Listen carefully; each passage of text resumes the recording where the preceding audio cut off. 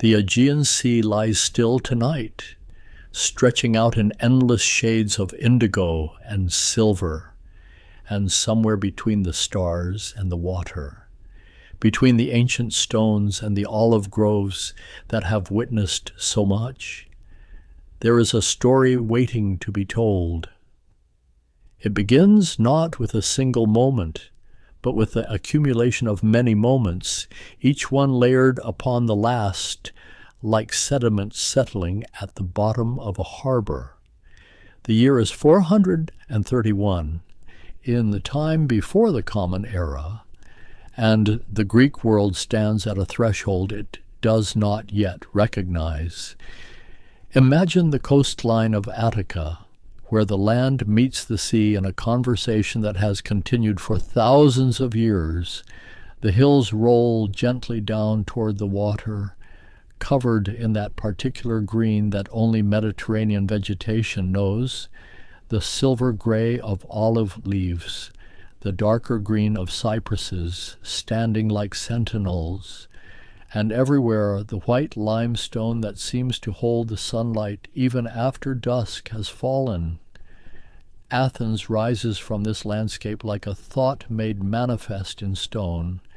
The city climbs the slopes, houses clustered together in that intimate way of ancient cities, narrow streets winding between walls of sun-baked clay and whitewashed plaster, and above it all, dominating the skyline with a presence that is both physical and symbolic, the Acropolis stands, its temples catching the last light of day, the Parthenon's columns creating rhythms of shadow and illumination. But Athens is not alone in this world. Far to the south, across the mountains and valleys of the Peloponnese, another power has been growing in its own distinct way. Sparta lies inland, away from the sea that Athens knows so intimately, built not of marble monuments but of discipline and tradition, a city that measures its strength not in buildings but in the bodies and spirits of its citizens. These two cities, Athens and Sparta, have existed in the same world for generations, sometimes as allies, sometimes as rivals, always aware of each other in the way that great powers must be. They are different in almost every conceivable way, different in government, in values, in the very rhythm of daily life. Athens, with its democracy, its philosophers and playwrights, its navy and its empire of tribute-paying allies scattered across the islands and coasts, Sparta, with its dual kings, its strict military training, its helot population working the land, its powerful army that other Greeks both fear and admire. And now, in this moment we have entered, in 431 before the Common Era, the tension between these two worlds has reached a point of crystallization. The peace that has held, fragile and contested, for the past 15 years is beginning to fracture.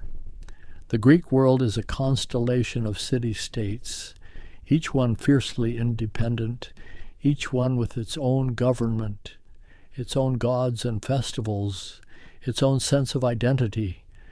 Some are members of the Delian League, following Athens' leadership, contributing ships or silver to a mutual defense fund that has gradually become something more like an empire. Others belong to the Peloponnesian League, looking to Sparta for military protection, for stability, for a counterweight to Athenian ambition. Trade routes crisscross the Aegean, connecting island to island, coast to coast. Ships with single square sails move grain from the Black Sea, wine from the islands, olive oil and silver and pottery. The sea is not just water, it is a highway, a source of livelihood, a strategic space that must be controlled or at least navigated safely. In the harbors, you can hear a dozen dialects of Greek, Doric and Ionic and Aeolic, variations that mark a person's origin as clearly as their clothing or the coins they carry. Fishermen mend their nets in the early morning light. Merchants argue over prices in the agora. Sailors from distant ports tell stories of places most citizens will never see. The seasons move through this world with a regularity that gives structure to everything. Spring brings sailing weather. Summer brings campaigns if there must be war. Autumn brings harvests. Winter brings a pause, a time when armies generally stay home and the seas become too dangerous for all but the most desperate voyages. And everywhere, woven through the daily life of buying and selling, planting and harvesting, worshiping and celebrating, there is an awareness that something significant is building. Alliances are being tested. Old grievances are being remembered.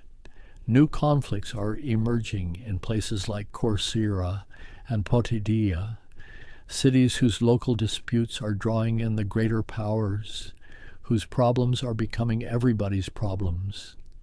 The sun sets over the Aegean, painting the water in shades of copper and rose, and in Athens, in Sparta, in Corinth and Thebes and Megara, and all the other cities great and small, people go about their evening routines, lighting lamps, preparing meals, unaware that they stand at the beginning of something that will reshape their entire world, a conflict that will last not for a season or a year, but for a generation, that will test every assumption about power and loyalty and the nature of Greek civilization itself.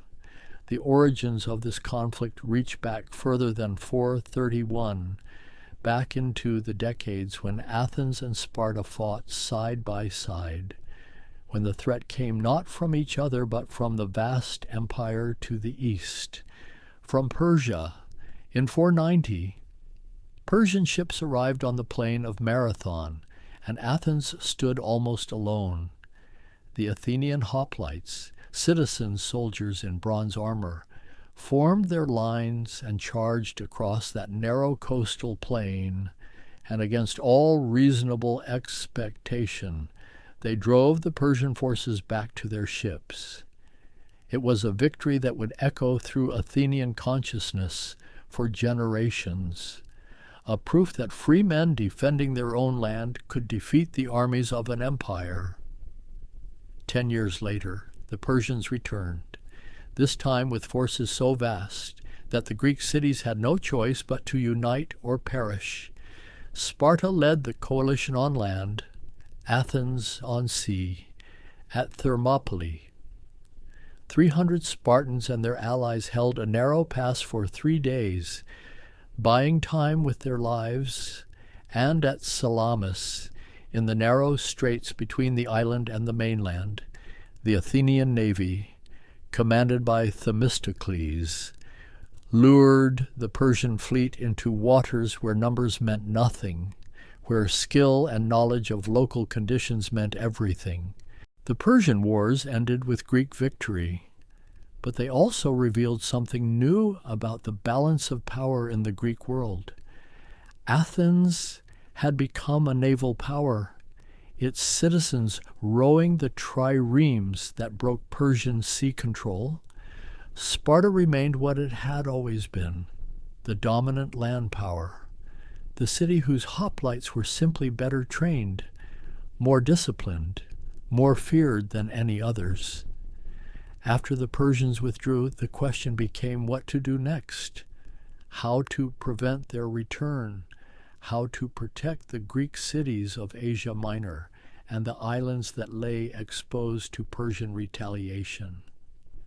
Athens proposed a solution, a league of cities that would maintain a permanent navy, each member contributing either ships or money to a common fund.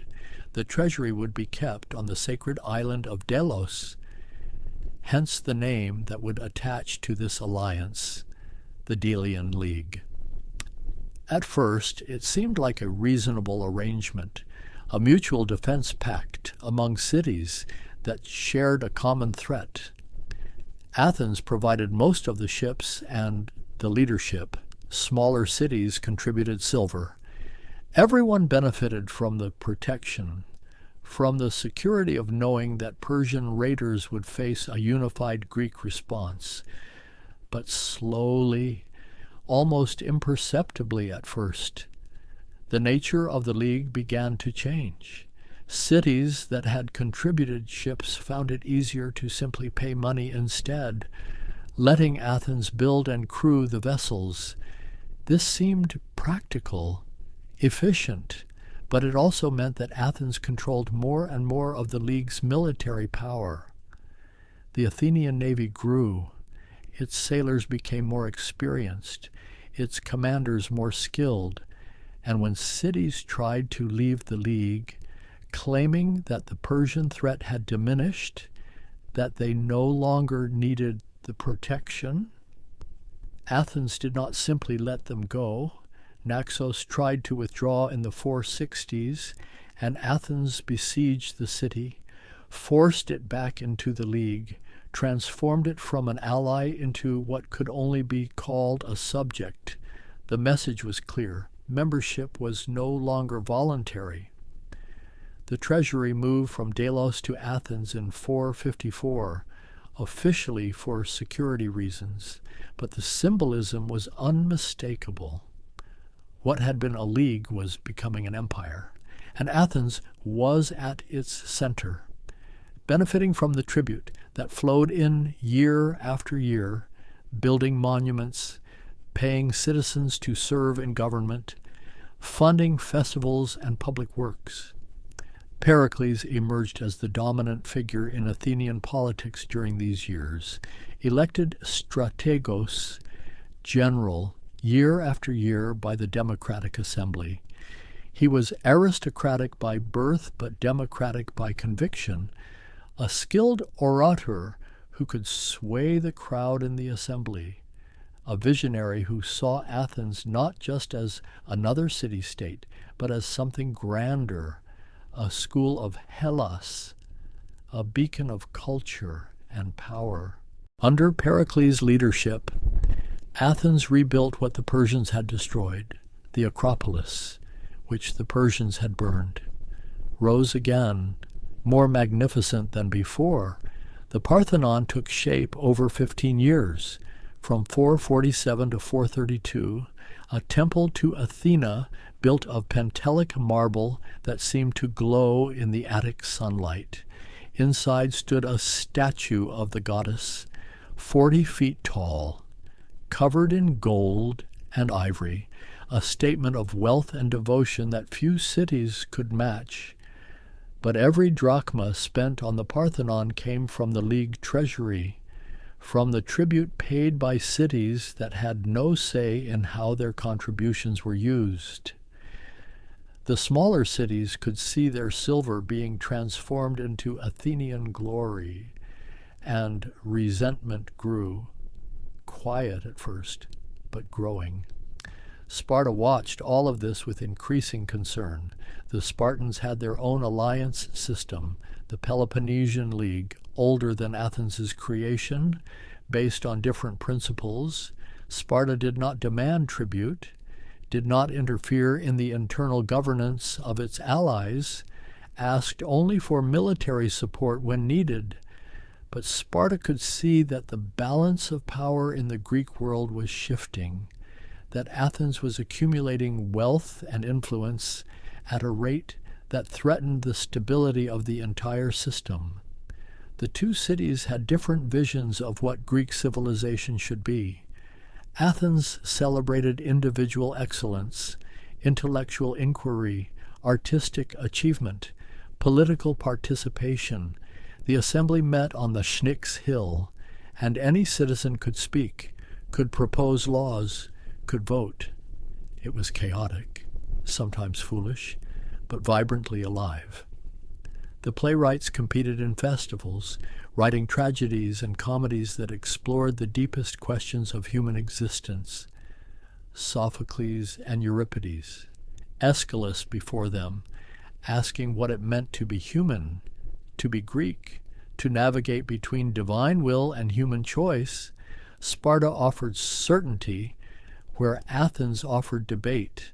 At 7 years old, Spartan boys left their families to begin the agoge, the brutal training system that would shape them into warriors.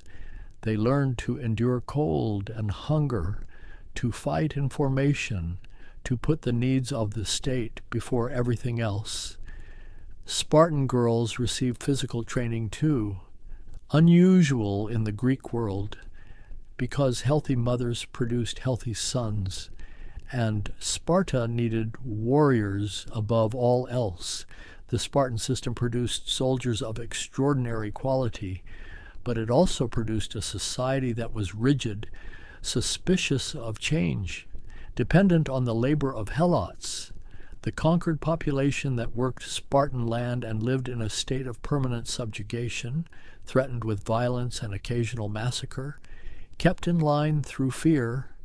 These two systems, Athenian and Spartan, democratic and oligarchic, naval and military, intellectual and martial, had coexisted for decades, sometimes cooperating, sometimes competing, always aware of their fundamental differences. And now, as the 430s progressed, the tensions that had been building were beginning to find expression in concrete conflicts.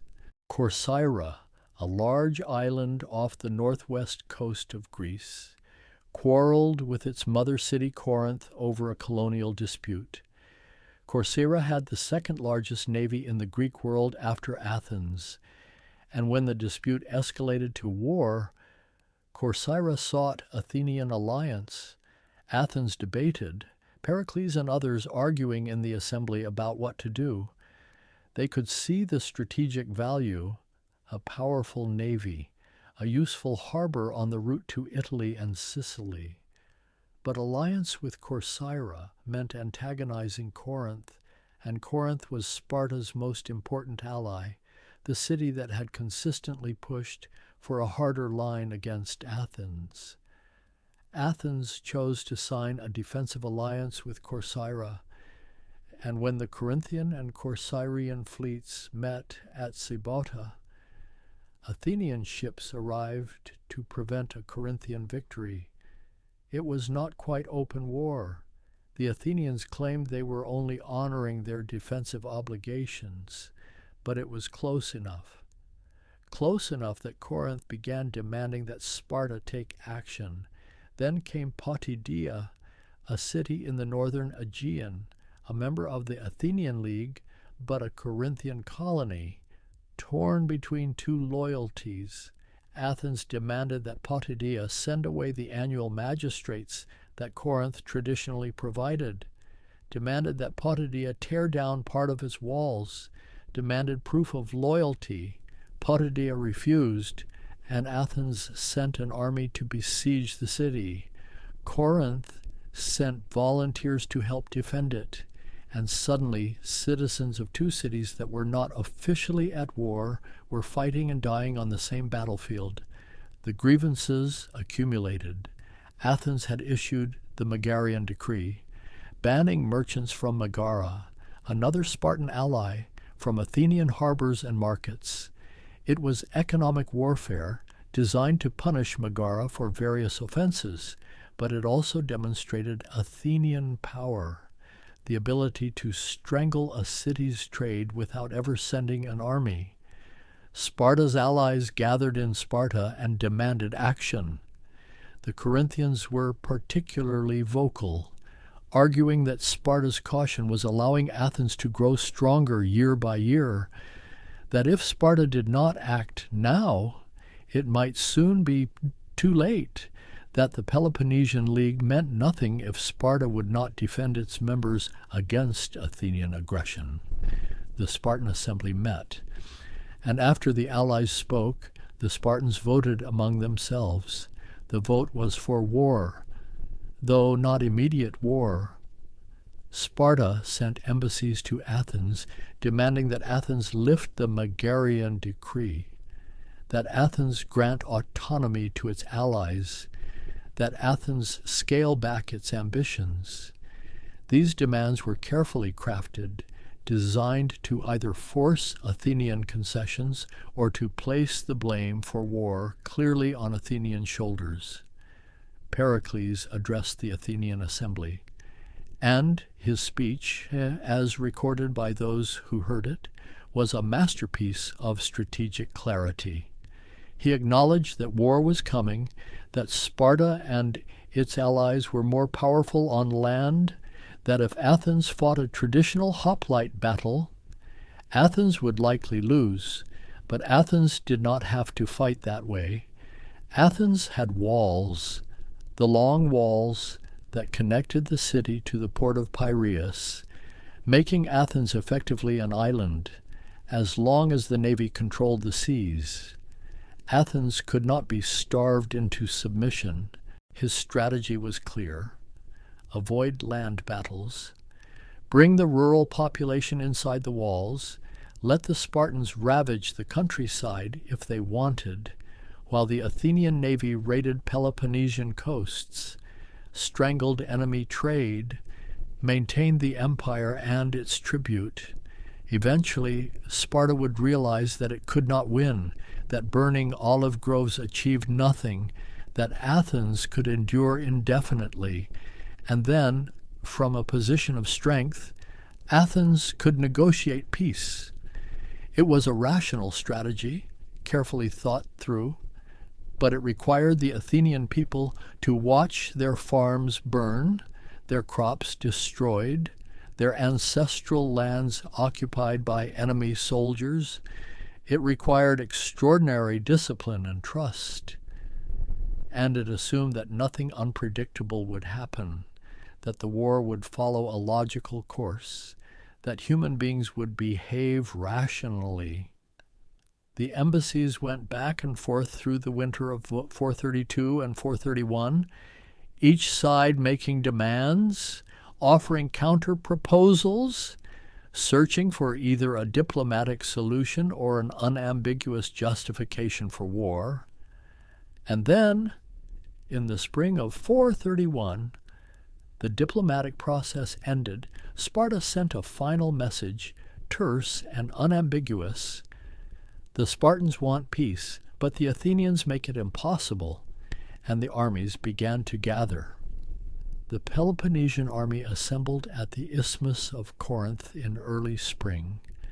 Thousands of hoplites from dozens of cities, each contingent arriving with its own commanders, its own colors, its own traditions. The Spartans came in their red cloaks, moving with the precision that years of training had ingrained.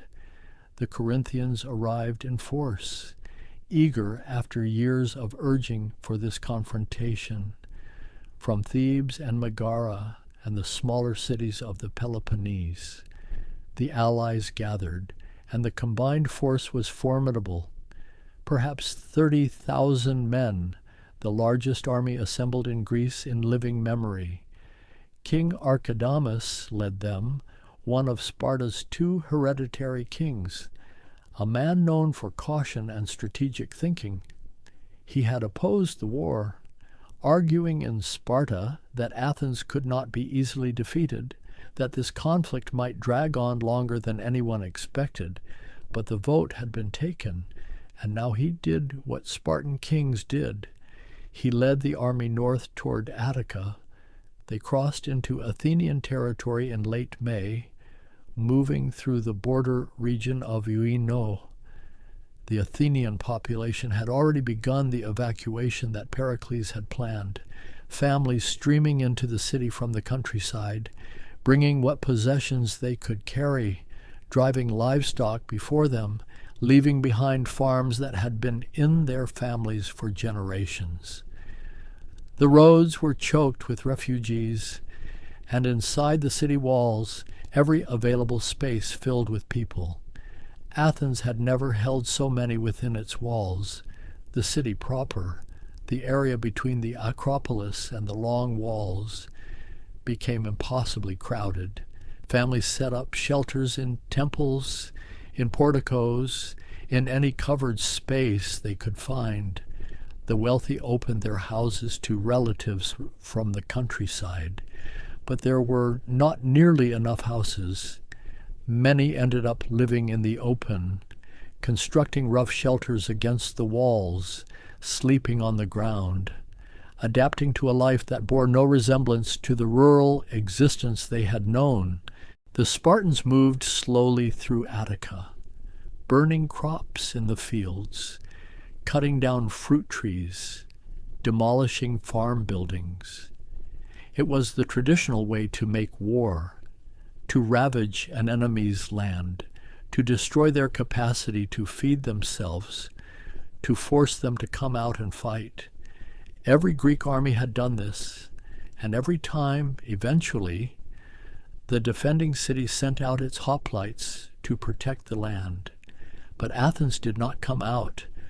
From the walls, the Athenian citizens could see the smoke rising from their farms, could imagine the destruction of olive groves that took decades to mature, of vineyards carefully tended, of ancestral tombs being desecrated. The anger was immense. The young men especially, those who had grown up hearing stories of Marathon and Salamis, wanted to march out, to meet the Spartans in open battle, to prove that Athens could defeat anyone.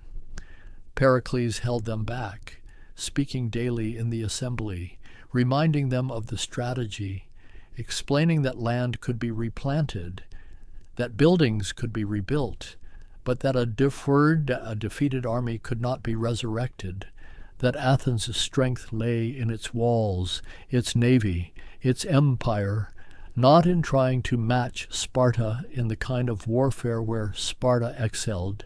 It took all of his authority, all of his rhetorical skill to keep the people inside the walls. The navy, meanwhile, sailed around the Peloponnese, raiding coastal towns, landing troops to burn and plunder, demonstrating that Sparta's allies were just as vulnerable as Athenian farms. The raids were not strategically decisive. They did not capture major cities or destroy significant military resources, but they kept Sparta's allies anxious, forced them to maintain home guards instead of sending all their men north, showed that Athens could strike anywhere the sea touched. After about 40 days in Attica, the Spartan army withdrew. They could not stay indefinitely. Ancient armies had no supply trains, no logistical systems that could maintain tens of thousands of men in the field for months. The soldiers needed to return home for the harvest, needed to attend to their own farms and families. So they marched back south, leaving behind a devastated but unconquered Attica. This pattern would repeat year after year. Spring would come. The Peloponnesian army would invade. Athens would shelter behind its walls. The navy would raid, and after a time the army would withdraw. It was war, but war of a strange kind, indecisive, frustrating for both sides. Nothing like the great battles that lived in Greek memory. In the summer of the second year, 430, something happened that Pericles had not anticipated, could not have anticipated. A plague arrived in Athens, probably entering through Piraeus, the port where ships from across the Mediterranean brought goods and also, unknowingly, disease. The symptoms were terrible: sudden high fever, inflammation of the eyes, bleeding from the mouth and throat, coughing, vomiting, unbearable thirst, skin breaking out in pustules and ulcers. Those who survived the first week often lost fingers or toes or eyesight, and many did not survive. The death rate was catastrophic, perhaps a quarter of the population, maybe more. The crowded conditions made everything worse. People packed together in makeshift shelters, sharing water sources, unable to maintain the cleanliness and separation that might have slowed the spread. The traditional funeral rites broke down. There were simply too many bodies, too few living relatives to perform the proper ceremonies. People placed their dead on strangers' funeral pyres, or left bodies in the streets. The social order that held Athens together began to fray. Thucydides, the historian who would chronicle this war, caught the plague himself and survived, and his description of it is clinical, precise, unflinching. He observed that the disease struck without pattern, that virtue and vice, rich and poor, all fell equally, that doctors died in especially large numbers because they had the most contact with the sick. He noted that people abandoned hope, abandoned the gods who seemed to offer no protection, abandoned morality because why restrain yourself if you might be dead tomorrow? Pericles himself contracted the plague in 429, and though the disease did not kill him immediately, it weakened him, and combined with the grief of losing both his legitimate sons to the plague, it broke something in him. He died that fall, and Athens lost the one leader who might have held the strategy together, who had the authority to restrain the assembly when it wanted to do something rash. The war continued, but without Pericles' steadying hand. Athenian policy became more erratic, more influenced by whoever could sway the assembly on a given day.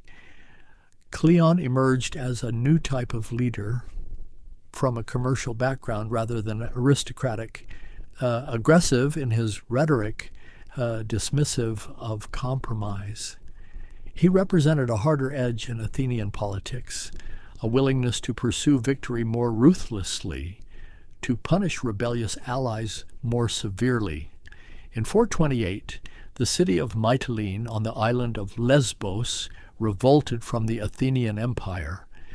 It was one of the few cities that still contributed ships rather than tribute, that maintained some degree of independence. But Mytilene made the calculation that Athens was weakened by plague and war, that this was the moment to break free, to join with Sparta, to reclaim full autonomy. Athens sent a fleet, besieged Mytilene, and after a year forced the city to surrender. The assembly met to decide what to do with the rebels, and Cleon proposed killing all the adult males and enslaving the women and children.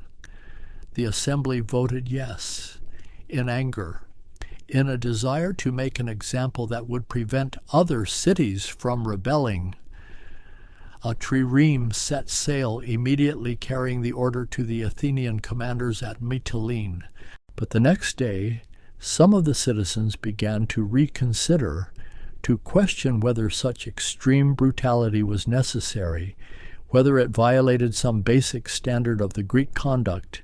The assembly met again, and after fierce debate, narrowly reversed its decision, voting instead to execute only the ringleaders of the revolt, about 1,000 men, and to confiscate Mytilene's fleet and walls, but spare the general population. A second trireme set out immediately, racing to overtake the first. The crew rowed in shifts, eating and sleeping at their oars, driven by the knowledge that thousands of lives depended on their speed. They arrived just as the first message was being read, just in time to prevent the massacre. It was a moment that showed both the cruelty and the capacity for reconsideration that characterized Athenian democracy, the ability to make terrible decisions and then, sometimes, to unmake them. The war ground on through the 420s. Neither side could deliver a knockout blow. Sparta could not break Athens' walls or defeat its navy. Athens could not convince Sparta's allies to abandon the Peloponnesian League or force Sparta itself to submit. The costs mounted in lives, nay, in treasure, in the slow erosion of the norms that had governed Greek warfare, In 425, an Athenian general named Demosthenes achieved a surprising success at Pylos, a rocky promontory on the western coast of the Peloponnese. He fortified the position with a small force, and when the Spartans responded, attempting to dislodge the Athenians and retake this embarrassing foothold on their own coastline, the Athenian navy trapped a force of Spartan soldiers on the nearby island of Sphacteria. The soldiers trapped on Sphacteria included about 120 Spartiates, full Spartan citizens, members of the elite warrior class. This was a catastrophe for Sparta, which had a small citizen population and could not afford to lose even 100 men. Sparta immediately sought peace, offering significant concessions in exchange for the return of the trapped soldiers, but Athens, smelling weakness, demanded more than Sparta was willing to give. The Athenian assembly, influenced by Cleon's aggressive rhetoric, believed that complete victory was finally within reach, that Sparta was broken, that now was the time to press for everything. The peace negotiations collapsed. The siege of Sphacteria dragged on through the summer. Athens bringing in reinforcements, Sparta desperately trying to supply the trapped men by sea. Eventually, Athens launched an assault, landing troops on the island and, through superior numbers and tactics, forcing the Spartans to surrender. It was unprecedented. Spartan soldiers were supposed to die rather than surrender. Return with your shield, or on it, the mothers supposedly told their sons. But these men, exhausted, surrounded, chose life over death, and Athens now held them hostage. The psychological impact was enormous. Sparta's aura of invincibility was damaged. The prisoners became leverage, a guarantee that Sparta would not invade Attica again, at least not while Athens held these men. For several years, the invasion stopped, and Athenian confidence soared, but confidence bred overreach. Athens began to pursue campaigns further afield, to imagine that it could expand the empire even while fighting Sparta. In 424, Athens sent an expedition to help cities in Sicily, ostensibly to support allies, but really to explore possibilities for extending Athenian influence into the wealthy and populous island. The expedition achieved little and returned, but the idea of Sicily, of the resources and glory that might be won there, lodged in the Athenian imagination. It would return years later with catastrophic consequences. But for now, in the mid-420s, the war seemed to be turning Athens' way. Pylos was held. Spartan prisoners were in Athenian hands. The empire was mostly intact, despite Mytilene's revolt. And the plague, though it had not entirely disappeared, was no longer the overwhelming crisis it had been. In 422, both sides agreed to a 1-year truce, a breathing space to explore whether longer peace might be possible. And the following year, 421, they signed what became known as the Peace of Nicias, named after the Athenian general who negotiated it. The treaty called for a 50-year peace, for the return of prisoners and captured places, for the restoration of the situation as it had existed before the war.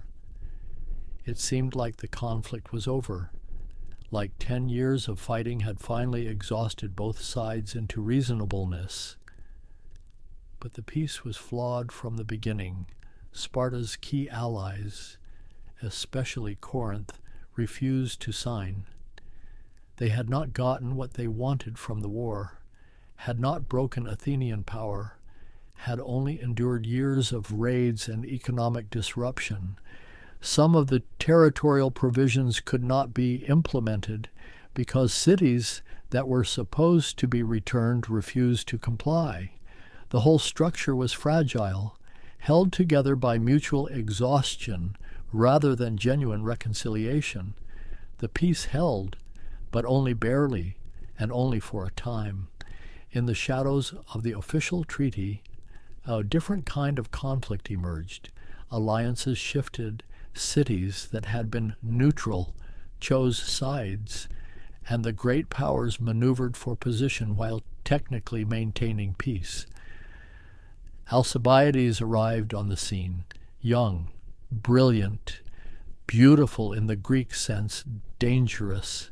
He was Pericles' ward, born into one of Athens's most distinguished families, wealthy beyond measure, charismatic in a way that made people either love or hate him, sometimes both. He entered politics with the same reckless confidence he brought to everything else, and he immediately saw the weakness in Nicias's peace. Athens and Sparta were both exhausted, but the underlying competition remained unresolved. Alcibiades began working to detach Sparta's allies, particularly Argos, a powerful city that had remained neutral during the first phase of the war. He negotiated a new alliance, Athens and Argos and several smaller cities, creating a coalition that threatened to encircle Sparta, to isolate it from its traditional allies. It was clever diplomacy, but it was also provocative, pushing at the boundaries of the peace treaty, testing whether Sparta would respond. Sparta did respond. In 418 at Mantinea, the Spartan army met the combined forces of this new alliance. The battle was the largest fought in Greece in generations. Thousands of hoplites on each side, forming the traditional phalanx, shields overlapping, spears extending, each man dependent on the man beside him. The Spartans won decisively. Their discipline, their superior training, their tactical cohesion, all the things that made Spartan armies feared, proved themselves again. The coalition was shattered. Argos was forced back into Sparta's orbit, and the lesson was clear. Athens might control the seas, might have wealth and walls, but when it came to hoplite battle on land, Sparta was still supreme. Alcibiades' prestige suffered, but his ambition did not diminish. If he could not defeat Sparta through alliances in Greece, then perhaps the path to glory lay elsewhere. And so his attention turned west, to Sicily, to the possibilities that had been glimpsed in the earlier expedition. Sicily was wealthy, full of grain-producing land, dotted with prosperous Greek cities founded centuries earlier by colonists from Corinth and other mainland cities. The largest city was Syracuse, powerful, democratic like Athens, a natural rival for dominance of the island. In 416, a small city in Sicily named Segesta appealed to Athens for help against Syracuse, offering to pay for an expedition, claiming to have resources that would make the campaign self-financing. The Athenian assembly debated the proposal through the winter of 416 and 415. Nicias opposed it, arguing that Athens should consolidate its position in Greece, that launching a major expedition while the peace with Sparta remained fragile was foolish, that Sicily was far away, difficult to supply, that the whole venture was too risky. Alcibiades argued the opposite. He painted a vision of Sicilian conquest, of cities brought into the Athenian Empire, of resources that would make Athens invincible, of glory that would eclipse even the victories over Persia.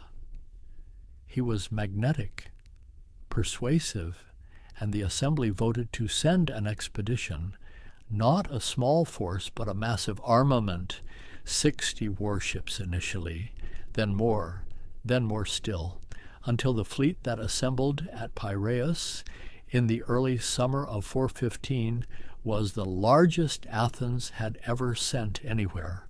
3 generals commanded, Nicias reluctantly, Alcibiades eagerly, and Lamachus, a professional soldier of less political importance but solid military skill.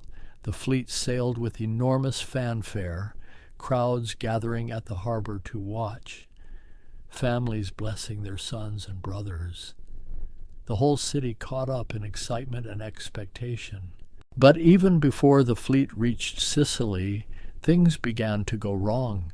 Just before departure, someone had vandalized the Herms throughout Athens, the sacred boundary markers with their carved faces of Hermes, breaking off their faces and genitals.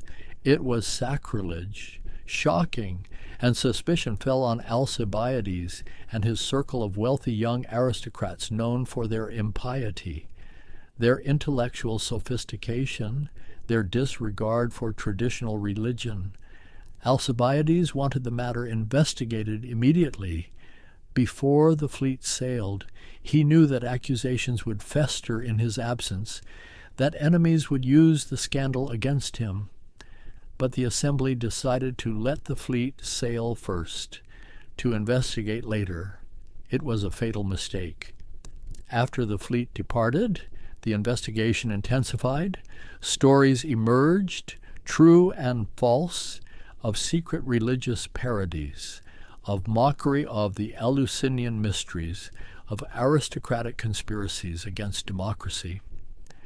The assembly sent a ship to Sicily with orders for Alcibiades to return to stand trial. He started the journey back, but at the first port of call in southern Italy, he slipped away, fled, rather than face what he knew would be a show trial and certain execution. He made his way to Sparta, to the very city he had been sent to fight against, and there he offered his services, his knowledge of Athenian strategy, his understanding of the expedition's weaknesses. In Sicily, the expedition lost its most dynamic leader. Nicias, left in command, proceeded cautiously, too cautiously. The Athenians besieged Syracuse, built walls to cut it off from reinforcement, came close to success, but never quite delivered the final blow, and Syracuse held on, appealing to Sparta and Corinth for help, playing for time, hoping that something would break the siege before the city fell. Alcibiades in Sparta advised them to send help to Syracuse and to do something more to establish a permanent fort in Attica, at Decelea, a position in the hills that would threaten Athens year-round, that would prevent the Athenians from using their land, that would encourage their slaves to desert.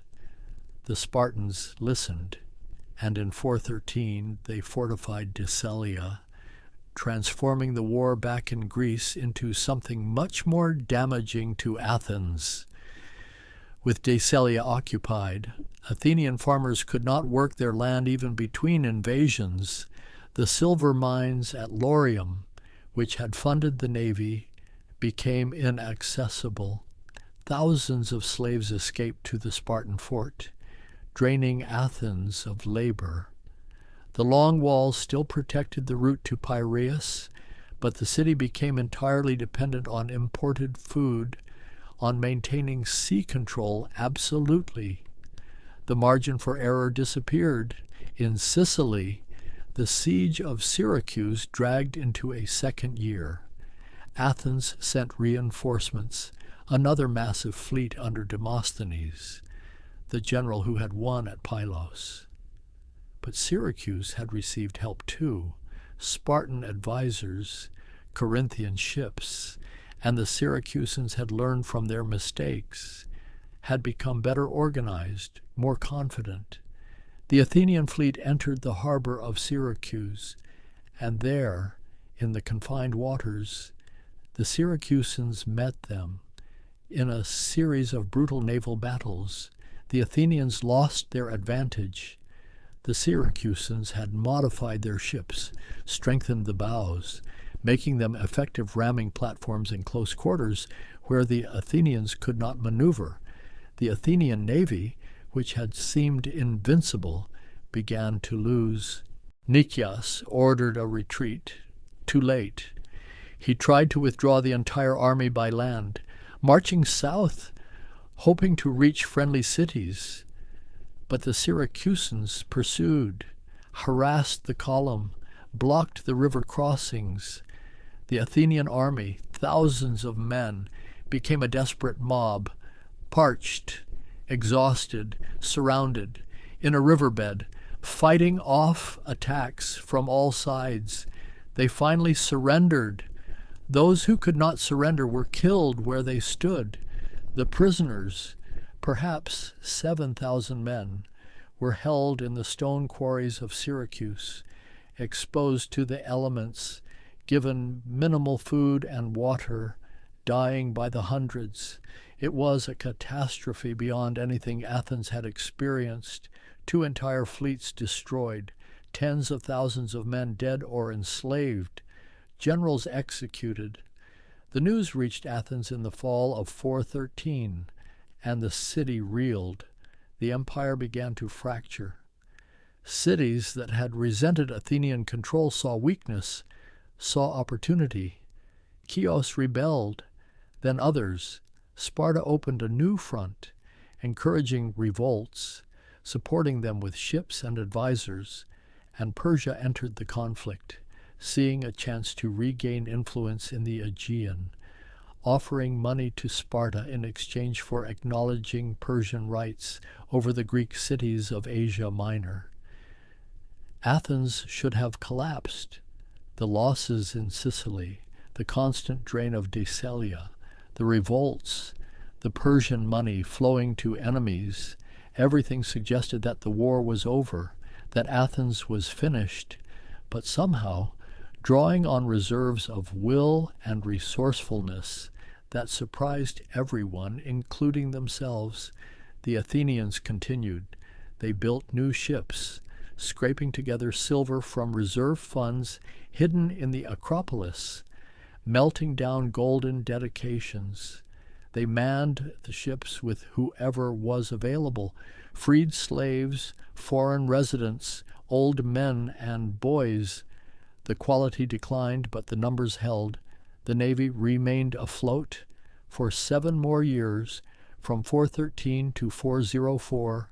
The war continued in this new phase, fought mostly in the islands and coasts of the eastern Aegean, Athens trying to hold its empire together, Sparta trying to break it apart, Persia playing both sides, offering money now to Sparta, now to Athens, whichever seemed more useful for Persian interests. There were victories and defeats on both sides.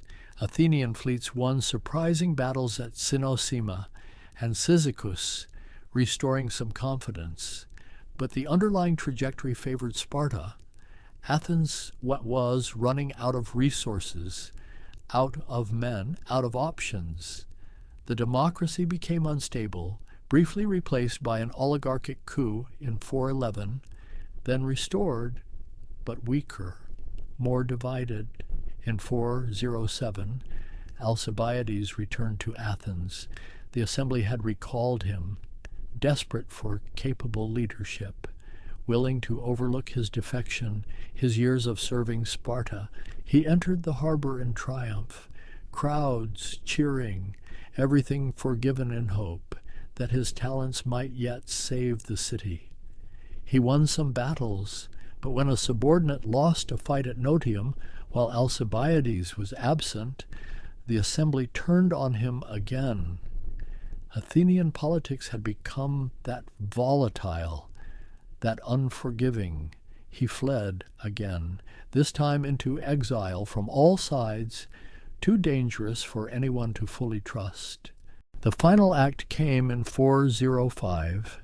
The Athenian fleet, and the last remaining source of power, sailed to Aegospotami, a beach on the Hellespont opposite the city of Lampsacus, where a Spartan fleet under Lysander waited. For 4 days the Athenians sailed out, challenging the Spartans to battle, and for 4 days Lysander refused, waiting for the right moment. On the 5th day, the Athenians returned to their beach, hauled up their ships, dispersed to find food. Lysander struck immediately, his fleet crossing the strait, catching the Athenians completely unprepared. Most of the Athenian ships never launched. The crews were captured on the beach, 3,000 men taken prisoner. Only a handful of ships escaped to carry the news to Athens. Lysander executed the Athenian prisoners, all of them, in retaliation for Athenian acts earlier in the war. Then he sailed for Athens, blocking Piraeus. Cutting off the grain supply, Sparta's allies arrived by land, surrounding the long walls, and Athens was trapped. The siege lasted months through the winter. Food supplies dwindled. People starved. There was talk of fighting to the end, of never surrendering. But finally, in the spring of 404, Athens accepted terms. The long walls came down, demolished to the sound of flute music, a celebration for Sparta's allies. The Athenian Empire dissolved. Each city granted the autonomy it had sought for decades. The fleet was reduced to 12 ships. Athens allowed to keep just enough for coastal defense. Nothing more. A Spartan-backed oligarchy took power, the 30 tyrants, who would rule brutally until internal resistance restored democracy a year later. The war that began in 431 ended in 404. 27 years, an entire generation. The Greek world that emerged was exhausted, depleted, traumatized. The certainties that had existed before were gone, replaced by questions about power, about human nature, about whether anything truly lasted. The war changed how people understood themselves, what it meant to be Greek, what it meant to be human. Before 431, there had been assumptions, beliefs that seemed self-evident, that justice existed, that the gods cared about mortal affairs, that reason could guide human action toward good outcomes. The war tested all of these, and many did not survive the test. Thucydides, writing his history in exile after his own military failure, saw the war as a revelation of human nature. He stripped away the comforting myths, the idea that people acted nobly or that appeals to justice mattered when power was at stake. His history is cold, analytical, focused on power and interest and fear as the real drivers of human action. At Melos, a neutral island that Athens demanded join the empire, the Athenians spoke plainly. The strong do what they can and the weak suffer what they must. No pretense of justice, just naked power. And when Melos refused, Athens killed the men and enslaved the women and children. This was what the war had made normal. The plague had already suggested that the universe was indifferent, that suffering came without reason or pattern. The war confirmed it. Good cities and bad cities alike were destroyed. Virtuous men and corrupt men died in the same battles. There was no cosmic justice, just the working out of human decisions. And those decisions were often foolish, driven by pride or fear or miscalculation. The tragedy of it all was that no one really won. Sparta emerged victorious, but the victory was hollow. The war had bankrupted Sparta morally. It had accepted Persian gold, sold out the Greek cities of Asia Minor, betrayed the principles it claimed to defend, and within a generation, Sparta would face its own defeat. overextended, hated by the cities it now dominated, unable to maintain the hegemony it had won at such cost. Athens survived, diminished but alive. The democracy was restored after the brief tyranny of the 30, and in time, Athens would again become a center of philosophy and art. Plato and Aristotle would teach there, their students coming from across the Greek world. But the confidence was gone. The sense that Athens was building something permanent, something world-changing. The Parthenon still stood, but it stood over a city that had learned the limits of its own power. The war shaped the thinkers who came after. Plato had lived through it, seen his beloved teacher Socrates condemned by the democracy, seen the best and worst of human nature on display. His republic, with its ideal city governed by philosopher kings, was partly a response to the chaos he had witnessed, an attempt to imagine a political order that could be stable, rational, just, even if such a city could never actually exist. Socrates himself became a casualty of the war's aftermath. The restored democracy, insecure, suspicious, accused him of corrupting the youth, of impiety, of teaching ideas that undermined the city.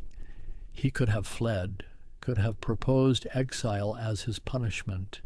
Instead, he drank the hemlock, choosing death over compromise, making his final lesson about integrity and principle, even when, especially when, the cost was everything. The war also changed warfare itself. Before, there had been rules, unwritten but generally honored, about how Greek cities fought each other. Battles were set-piece affairs, hoplites meeting in open ground, honor and courage valued. After 27 years of total war, those limitations disappeared. Cities were besieged to starvation, prisoners were massacred, entire populations were enslaved. The line between war and atrocity blurred, then vanished. And yet, within all this destruction, there was also creation. The war produced literature of astonishing quality. Thucydides' history, clear-eyed and profound, Euripides' late plays, dark explorations of suffering and revenge, written while Athens was losing, the Trojan women, performed in 415 just before the Sicilian expedition, showing the aftermath of war from the perspective of the conquered, the enslaved, asking what victory meant when it required such cruelty. The visual arts flourished too, even as the empire crumbled. The sculptures of the late 5th century, more naturalistic, more interested in individual expression than the idealized forms of earlier work. The paintings and pottery showing the scenes of daily life, of myth, of history, all produced by artists who lived through the war, who carried its weight, who transformed their experience into beauty. There is something paradoxical in this, that extreme suffering can produce profound culture, that the worst of human behavior can coexist with the best. The war destroyed, but it also concentrated minds, forced people to think deeply about questions of justice and power and fate. The intensity of it, the way it demanded everything from those who lived through it, seems to have sharpened rather than dulled creative and intellectual work. Perhaps this is because the war was not simply Greeks against barbarians, Athenian against Persian. It was Greeks fighting Greeks, democrats and oligarchs, sailors and soldiers, cities that shared language and religion and culture, tearing each other apart over questions that admitted no easy answers. It was a civil war in slow motion, and civil wars more than any other kind. Force, confrontation with uncomfortable truths, about loyalty, about identity, about what holds a society together and what tears it apart. The memory of the war haunted the Greek world for generations. It became a touchstone, a reference point. When later conflicts arose, people remembered the Peloponnesian War, used it as a warning, as a lesson in what happened when reason failed, when compromise became impossible, when the spiral of escalation could not be stopped, and it haunts us still.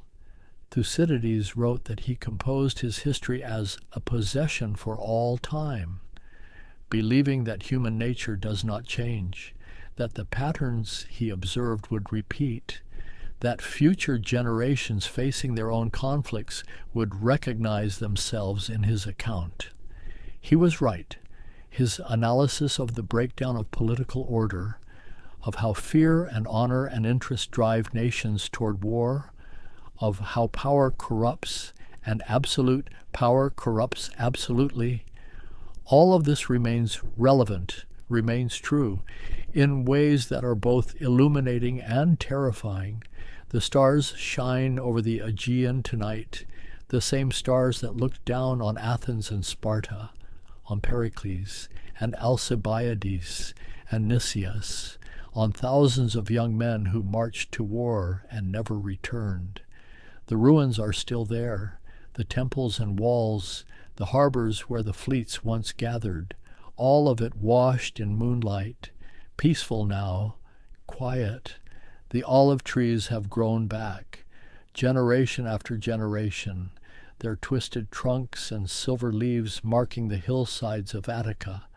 The groves that the Spartans cut down in 431 were replanted, and those trees aged and died and were replaced, and the land endures, patient, indifferent to the empires that rise and fall upon it.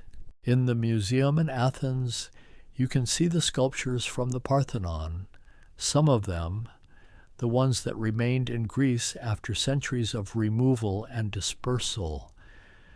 The marble still glows, still holds the light, the figures frozen in their eternal procession, young men on horseback, maidens carrying offerings, gods watching from their thrones, all of it carved at the height of Athenian power, when it seemed like the city would last forever. The theater of Dionysus sits on the southern slope of the Acropolis, where the tragedies were first performed, where audiences watched Euripides and Sophocles.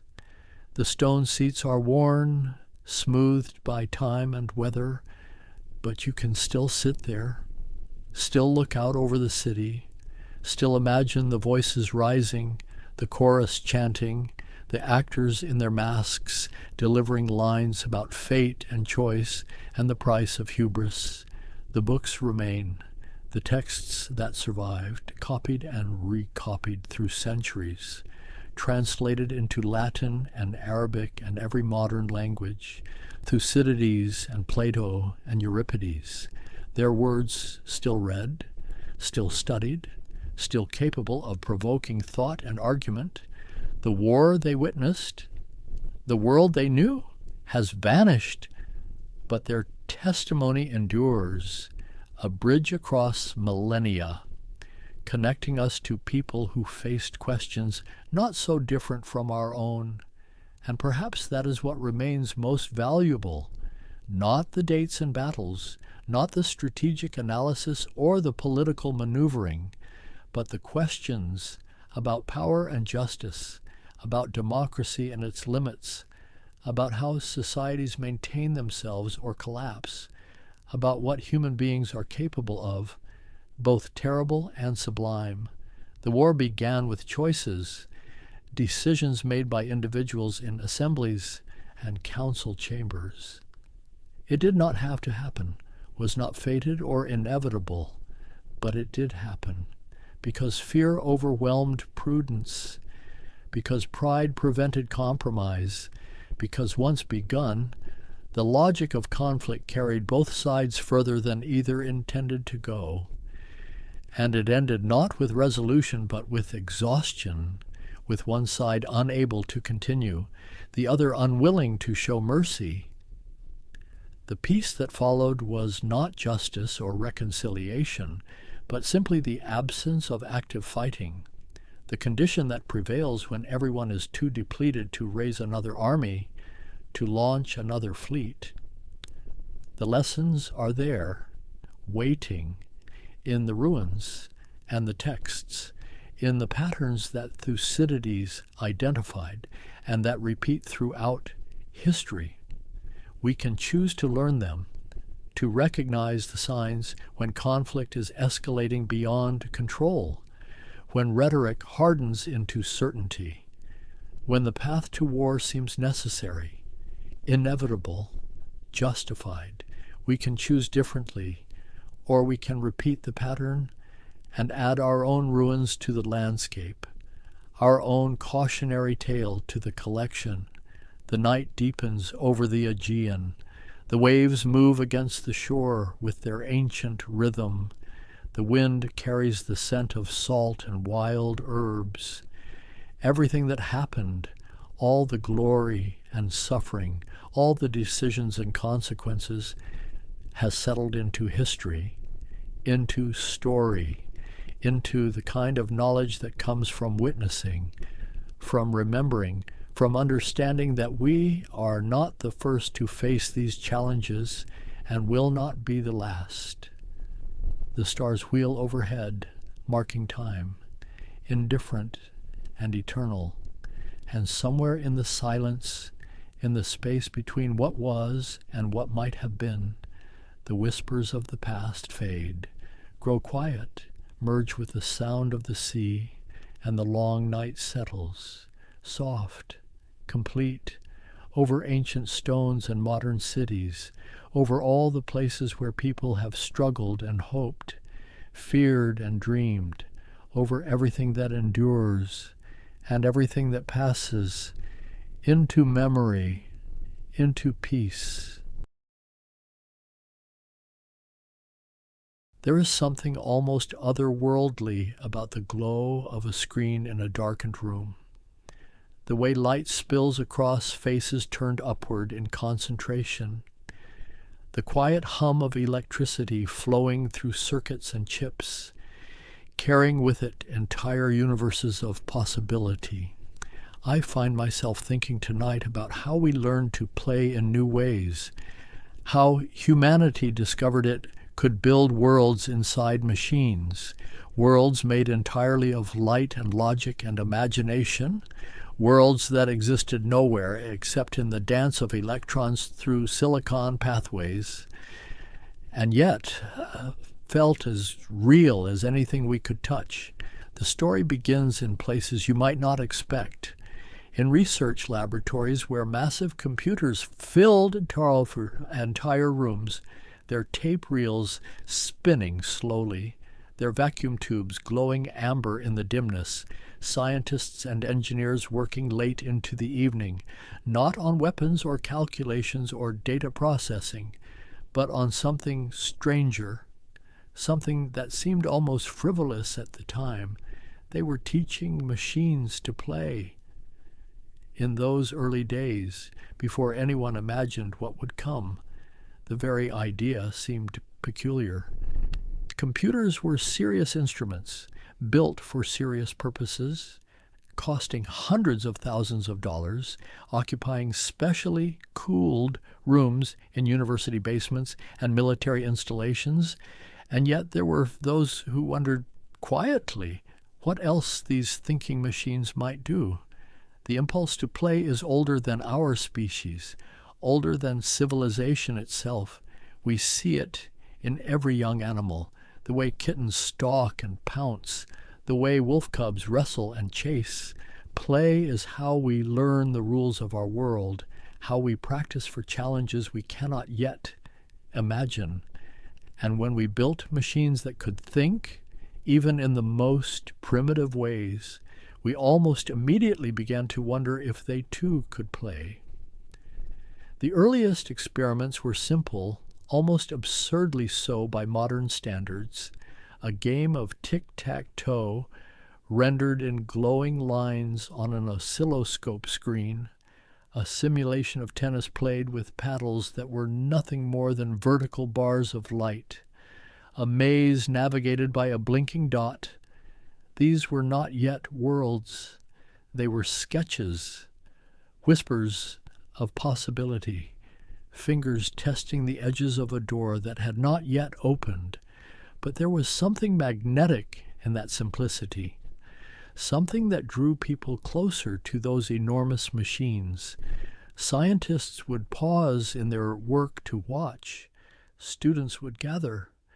Even people who knew nothing about programming or electronics found themselves captivated by the sight of light responding to intention, a paddle moving because a dial was turned, a dot changing direction because a button was pressed, cause and effect rendered in phosphorescent green or amber glow.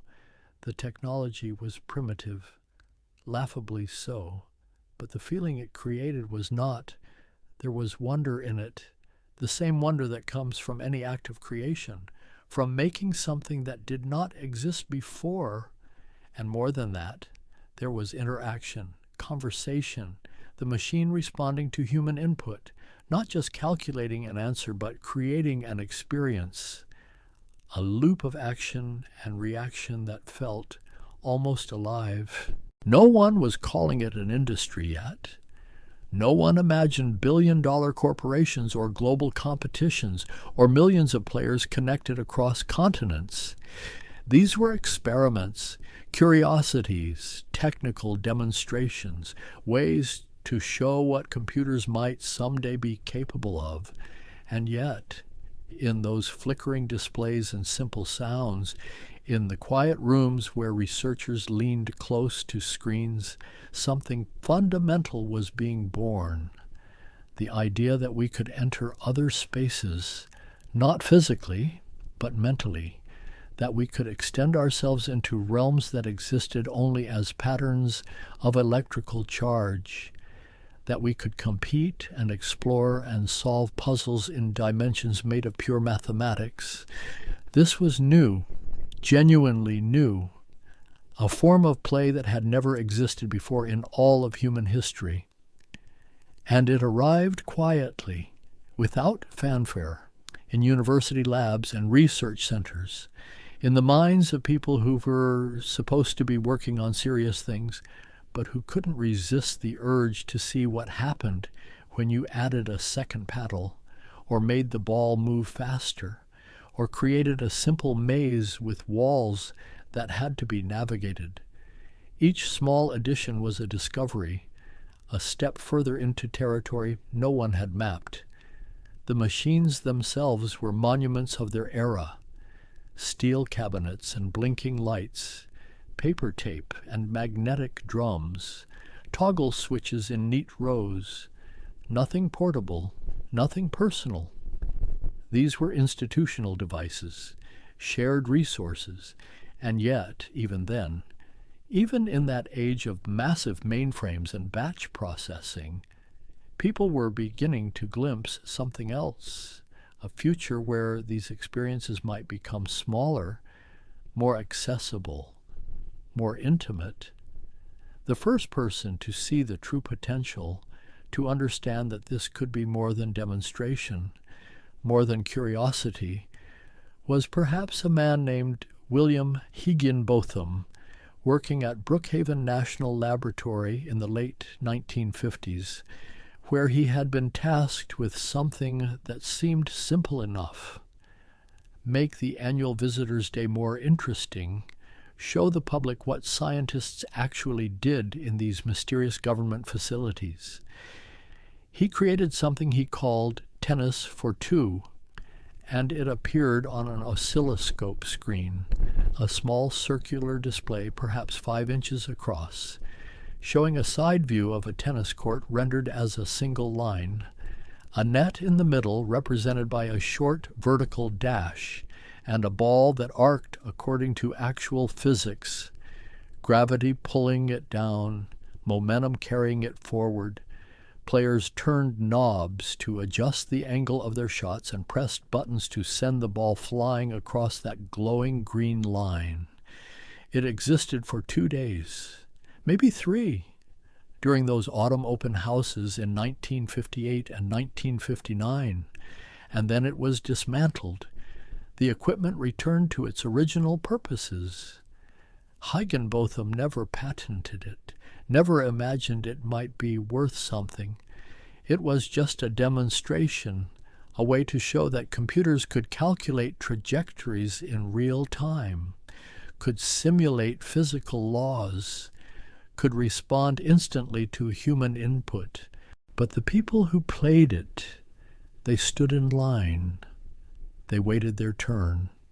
They played again and again. Something about that simple interaction, the satisfaction of timing a shot correctly, the challenge of outmaneuvering an opponent, the pure pleasure of cause and effect rendered in light, it captured something fundamental about what play could become in this new medium. Around the same time, in different laboratories, other minds were exploring similar territory. At MIT, a place that would become legendary for its contributions to interactive computing, students were gathering around a machine called the PDP-1, a computer that was revolutionary not for its power but for its accessibility. It had a screen, a cathode ray tube display, and it could respond quickly enough to create the illusion of real-time interaction. A young programmer named Steve Russell, working late nights as students did, as they still do, began to imagine something more elaborate than tennis or tic-tac-toe. He imagined spaceships, dogfighting in the void, influenced by the science fiction he loved, the stories of A.E. Doc Smith with their lens-wielding heroes and spectacular space battles. He began to code. The result was Space War, and it took him months to create, months of typing instructions on paper tape, debugging, refining. Other students contributed. One added a star field in the background. Another programmed a gravity well, a sun in the center of the screen that pulled the ships toward it, creating danger, adding strategy, forcing players to use gravity itself as a weapon or a hazard to avoid. By 1962, it was finished, or as finished as these things ever were, because it kept evolving, kept growing. Other programmers added features, improved the physics, refined the controls. It spread from machine to machine. Anywhere there was a PDP-1, someone would eventually install Space War, and people would gather to play. It was beautiful in its way. Those white lines against black, 2 ships rendered as simple triangles, torpedoes as bright dots streaking across the void, the star in the center pulling everything toward destruction. Players had to think in curves, in orbital mechanics, had to time their shots while managing their limited fuel and weapons. It was pure skill, pure challenge, and it was mesmerizing. The fact that it ran on a computer worth over $100,000, the equivalent of millions today, made it absurd, impractical, a waste of expensive processing time, and yet it persisted. It survived because the people who had access to these machines, the researchers and students and engineers, they couldn't resist. They would play during lunch breaks, late at night, whenever the machine wasn't needed for serious work. They held tournaments, developed strategies, became experts at navigating those simple vectors. This was the pattern that would repeat again and again. The technology created for other purposes, for calculation or simulation or data processing, but immediately colonized by the human desire to play, to compete, to master systems and explore possibilities. The impulse was too strong to suppress, too fundamental to ignore. Through the 1960s, these experiments multiplied, remained scattered, confined to universities and research institutions.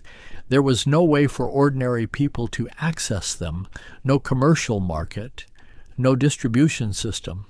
They existed in isolated pockets, passed from programmer to programmer like folklore, like songs taught by ear. But something was changing in the wider world of computing. The machines were getting smaller, not small, but smaller. About transistors replaced vacuum tubes. Integrated circuits began to replace individual transistors, and the cost, slowly, painfully slowly, began to drop, and the accessibility began to rise. A handful of visionaries began to imagine something radical. Computers that individuals could own, that could sit on desks instead of filling rooms, that could be interactive instead of batch processed, that could respond immediately to human input. This seemed like fantasy to most. Computers were institutional tools, serious instruments. But the dreamers persisted. In the late 1960s, a man named Ralph Baer, working at a defense contractor, began to think about television sets, about the fact that in America they sat in living rooms, glowing several hours each evening, displaying images broadcast from distant stations, and he wondered, what if they could display other things? What if they could become interactive? What if you could play games on them? His supervisors were skeptical. This wasn't what the company did, wasn't related to defense contracts or military applications, but Baer was persistent. He built prototypes in secret at first, then with grudging permission, creating circuits that could generate simple shapes on a screen, that could move those shapes in response to player input, that could detect collisions, could keep score. By 1968, he had a working demonstration about a brown box, it was called, because of its wood grain exterior, and it could play several different games, chase games, tennis games, shooting games where players aimed light guns at targets on the screen. It was crude, simple, but it worked, and more importantly, it was fun. Genuinely entertaining in a way that felt different from anything else. Baer shopped it to television manufacturers. Most weren't interested. They made televisions, not toys, not game machines, but eventually Magnavox saw potential. They licensed the technology, refined it, prepared it for commercial release.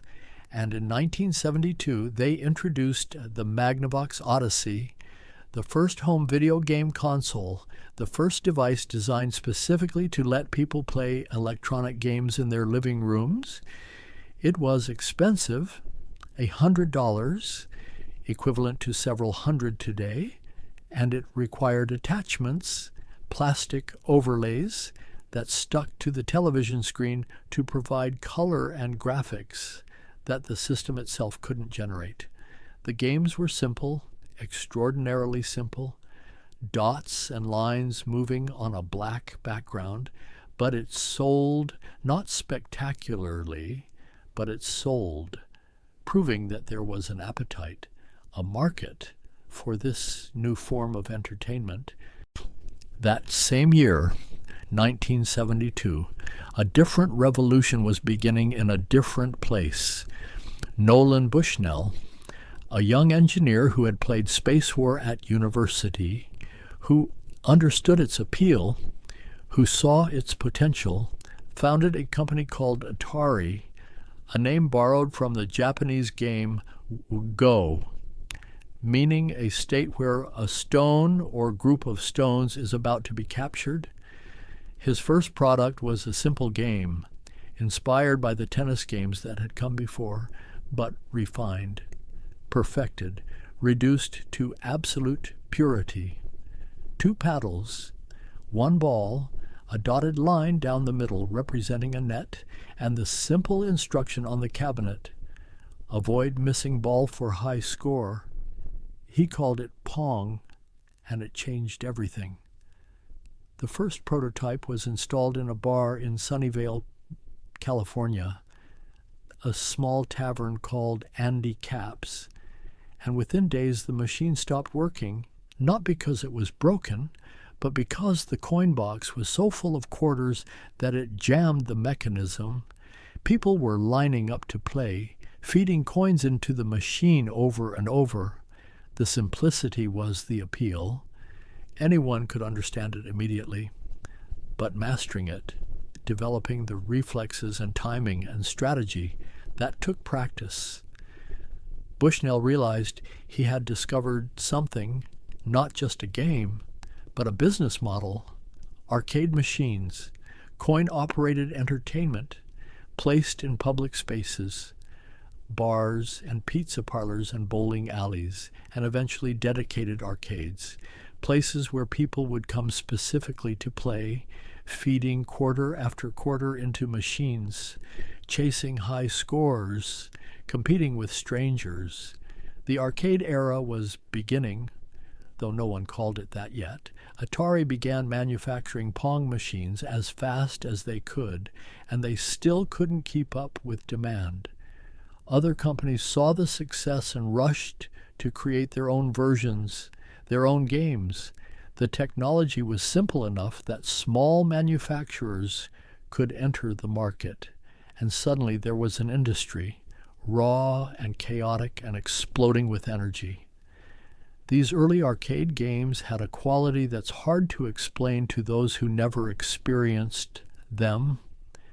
They were physical objects, wooden cabinets with artwork, with coin slots and start buttons, with joysticks that had weight and resistance, with screens that glowed in darkened rooms. They made sounds, beeps and boops synthesized from simple circuits that echoed in the spaces where they lived. And they were social, communal. You played them in public or with witnesses, with an audience of people waiting their turn or simply watching. The golden age of the arcade arrived quietly at first, then all at once, through the late 1970s and into the early 1980s. When walking into a darkened arcade meant entering a space of pure sensation, the cacophony of dozens of machines competing for attention, each one calling out with its own distinctive sounds, the electronic warbles of space invaders, the waka, waka, waka of Pac-Man, the missile explosions of Missile Command, all blending into a symphony of synthetic noise. The carpet was always dark, patterned to hide stains, and the lighting was dim, partly to save money, partly to make the screens more visible, but also because it created an atmosphere, a sense of stepping out of the ordinary world into somewhere else, somewhere that operated by different rules, where your worth was measured in high scores and extra lives, where quarters were the currency of dreams. Space Invaders arrived in 1978 from Japan, created by a designer named Tomohiro Nishikado, and it introduced something that would become fundamental to the medium, a sense of overwhelming odds, of inevitable defeat. The aliens marched down the screen in formation, left, right, and with each row you destroyed, the remaining ones moved faster, the tension building, the music accelerating, that four-note bass line becoming more frantic as the invaders descended. Players hid behind barriers that slowly eroded under enemy fire, learning to peek out and shoot, to time their movements, to aim for the flying saucer that crossed the top of the screen for bonus points. And when the last invader was destroyed, the next wave began. Harder, faster. There was no winning, only surviving as long as skill and reflexes allowed, and then entering your initials on the high score table, 3 letters to represent your achievement, your proof that you had been there, had played, had excelled. The game caused a shortage of 100 yen coins in Japan, or so the legend goes, whether literally true or not. It captured something real about the game's impact, its addictive quality, the way people would play again and again, chasing the feeling of that perfect run, that moment when reflexes and strategy aligned and the invaders fell in satisfying cascades. Asteroids came in 1979 with vector graphics instead of raster, meaning the images were drawn with bright lines instead of pixels, giving everything a crisp, geometric beauty. You piloted a small triangular ship through a field of tumbling asteroids, shooting them into smaller and smaller fragments, each shot splitting them, creating more hazards even as you cleared the screen.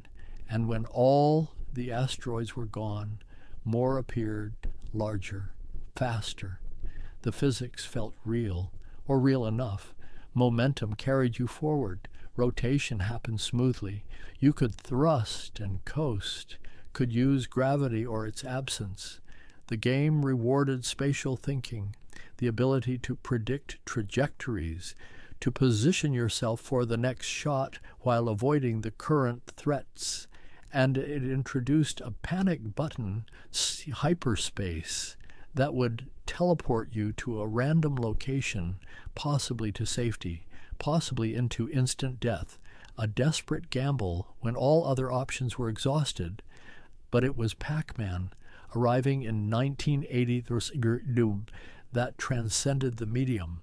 That became something more than a game, became a cultural phenomenon, appeared on lunchboxes and Saturday morning cartoons, inspired a top 40 song, Pac-Man Fever, that actually charted, became something your parents and grandparents recognized, even if they'd never played. Toru Iwatani designed it to appeal beyond the young men who dominated arcades, created something nonviolent, colorful, approachable, a yellow circle that ate dots in a maze, pursued by 4 ghosts, each with its own behavior pattern, its own personality. Blinky was aggressive, always chasing. Pinky tried to position herself ahead of you. Inky was unpredictable. Clyde seemed almost random. Learning these patterns, understanding how to manipulate them, was the key to mastery. The game had rhythm. Moving through the maze became almost musical, the waka waka sound of Pac-Man eating dots, creating a steady beat. And then the moment of reversal when you ate a power pellet, and the ghosts turned blue and fled, and you chased them, the hunter becoming the hunted, for just a few precious seconds before the cycle began again. Arcades multiplied, appeared in shopping malls and bowling alleys, in dedicated spaces that smelled of carpet cleaner and cigarette smoke, where teenagers gathered after school, where some players became legendary, known for their ability to play a single quarter for hours, to rack up scores that seemed impossible, to perform techniques that others would gather around to watch, to witness. The machines themselves were works of art, each cabinet decorated with elaborate painted artwork, airbrushed scenes of space battles or fantasy landscapes, of the characters and scenarios from the game. The art was often more detailed than anything the game itself could display, creating a promise, an aspiration, showing what your imagination should add to those simple pixels and sounds. Donkey Kong appeared in 1981, Nintendo's first major success in America, and it introduced something new, A narrative, however simple, a story told through the gameplay itself. A carpenter named Jumpman, later renamed Mario, trying to rescue his girlfriend from a giant ape who had climbed a construction site. The game had multiple screens of different challenges, ladders to climb and barrels to jump, and when you rescued the girl, the ape climbed higher, started the cycle again, harder, faster. The designer, Shigeru Miyamoto, understood something about character and personality, even with the limited graphics available. Just a few pixels, he created figures that felt alive, that had weight and momentum, that jumped and ran in ways that felt satisfying, responsive. The controls were tight, precise. When you died, it felt like your fault, not the game cheating, and that made you want to try again, to do better, to prove you could master it. Dragon's Lair arrived in 1983 like a vision from the future, using Laserdisc technology to display actual animation, hand-drawn by former Disney animator Don Bluth. It looked like nothing else in the arcade. Full-screen cartoon graphics, smooth movement, cinematic scenes. Players gasped when they first saw it, crowded around the cabinet to watch. Even if they weren't playing, but it was essentially an elaborate timing game, a series of quick-time events. You watched the animation and pressed the joystick in the right direction at the right moment, or pressed the sword button to attack. Success meant seeing the next scene. Failure meant an elaborate death animation, and there were many ways to die. The game was punishingly difficult, each play rarely lasting more than a minute. Quarters vanished quickly, but that animation, those fluid movements, that cinematic quality, it showed where the technology might go, even if the gameplay itself was limited. Meanwhile, in homes, a different revolution was unfolding. The Atari 2600 had launched in 1977, a home console that used interchangeable cartridges, meaning you could buy new games, build a library, weren't limited to whatever was built into the machine. It was brilliant, revolutionary, and it sold millions. The games were simpler than their arcade counterparts. The 2600 was not powerful. Its graphics were blocky, abstract, but it brought the experience home, let you play as much as you wanted without feeding quarters, let you practice, improve, master games in private before facing them in public, and for children for whom arcade visits were limited by parental permission and available money. It was a gateway to unlimited play. Activision formed in 1979, the first third-party game developer, founded by former Atari programmers who wanted credit for their work, wanted their names on the games they created. Atari had treated programmers as anonymous, interchangeable, but these developers knew their work had value, had artistry. They began making games for Atari's console without Atari's permission, and when Atari sued, Activision won, establishing the right of independent developers to create software for existing platforms. This opened floodgates. Suddenly, dozens of companies were making games for the 2600. The quality varied wildly. Some were excellent. Pitfall, with its jungle exploration and precise jumping, River Raid with its scrolling terrain and fuel management. Others were rushed, poorly conceived, cynical cash grabs, trading on popular movies or concepts, and the market began to flood, to saturate. Too many games, too many bad games, confusion setting in. The home computer revolution was arriving simultaneously. The Apple II, the Commodore 64, the Atari 400 and 800, machines that could play games but could also program, could word process, could theoretically justify their cost as educational, as useful. Parents who would never buy a game console might buy a computer, and game developers eagerly created software for these platforms. These computer games could be more complex, had more memory, more storage via floppy disks. They could save progress, could have deeper mechanics, longer experiences. Games like Ultima and Wizardry created vast fantasy worlds to explore, with statistics and inventory and quests, experiences that unfolded over dozens of hours, that required mapping on graph paper, taking notes, investing real time and thought. Zork and its sequels brought text adventures to prominence, games with no graphics at all, just descriptions.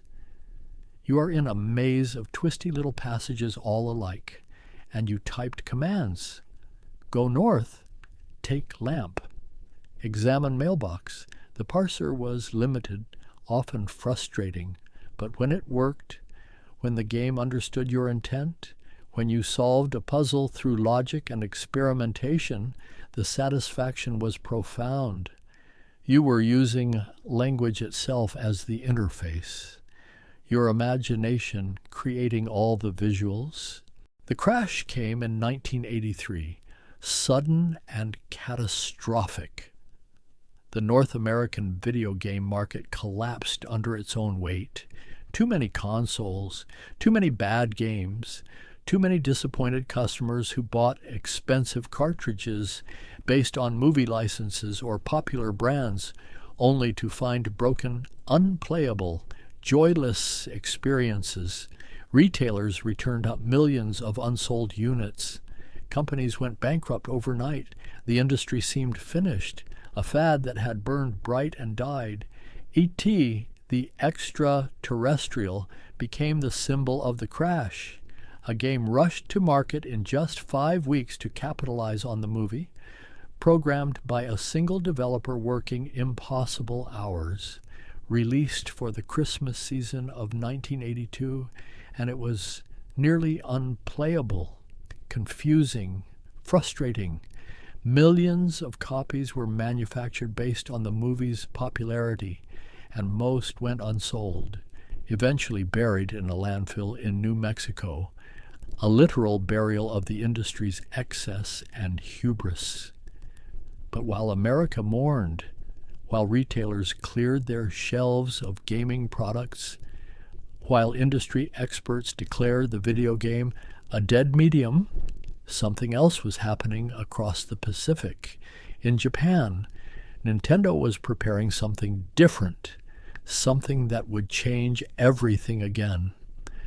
The Famicom launched in Japan in 1983, the family computer, designed to be affordable, reliable, and coupled with games of genuine quality.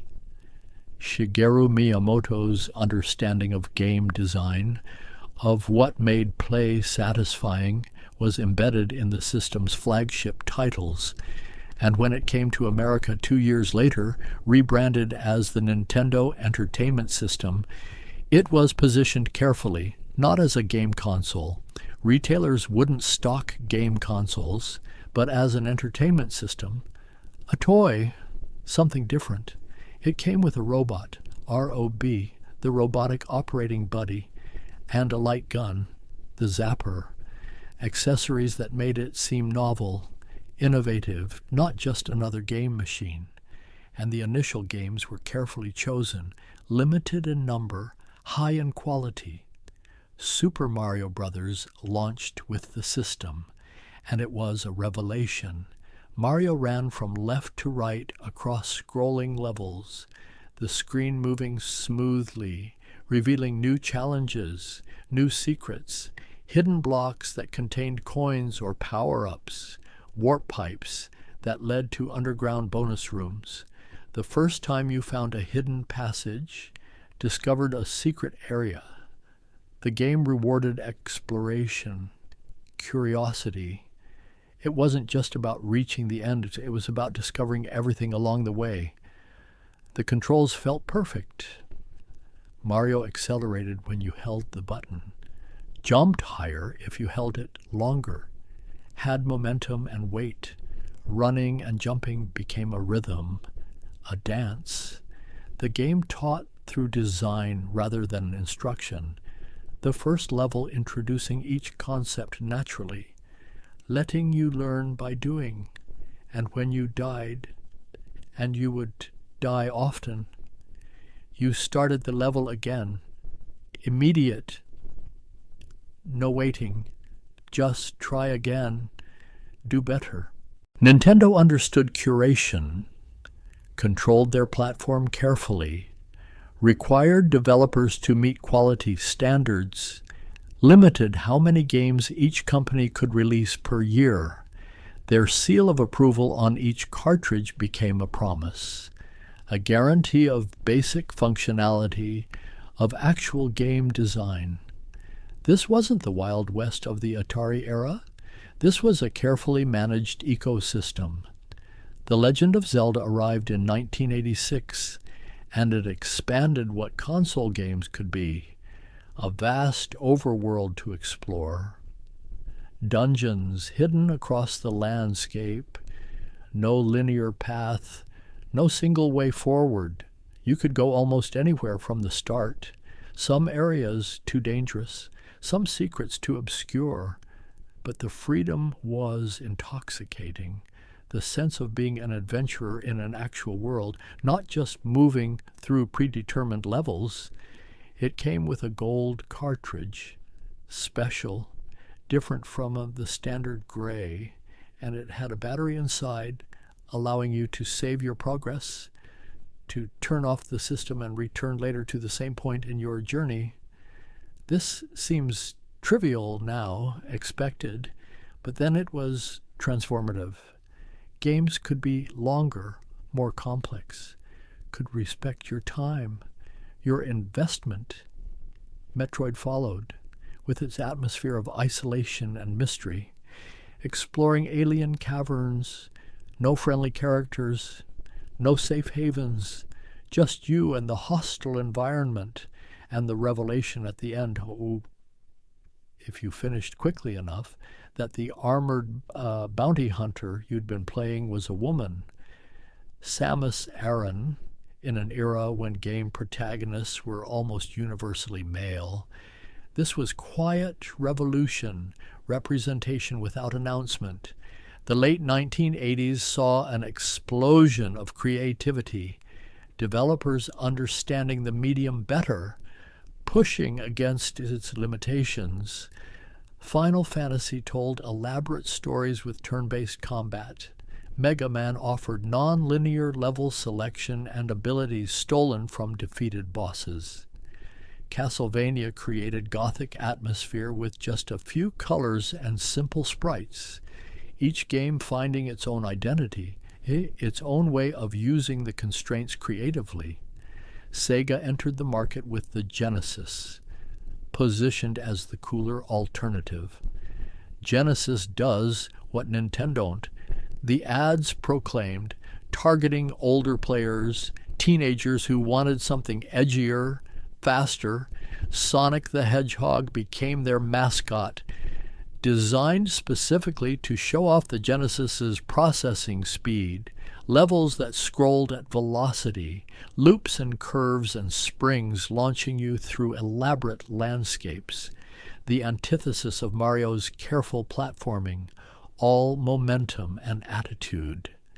The bit wars began, 16 bits versus 8, each new system promising more colors, more sounds, more detail. The Super Nintendo arrived with Mode 7 graphics that could rotate and scale the playing field, creating pseudo three-dimensional effects. F-Zero racing through futuristic tracks that seemed to have real depth, real perspective. Star Fox rendering actual polygons, true 3 dimensions, simple and angular, but undeniably the future. Japan was producing role-playing games of increasing sophistication.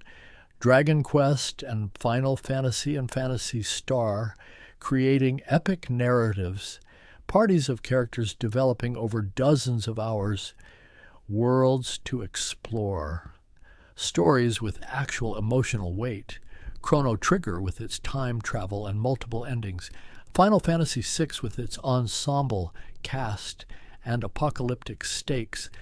These weren't just games anymore. They were journeys, commitments, experiences that stayed with you.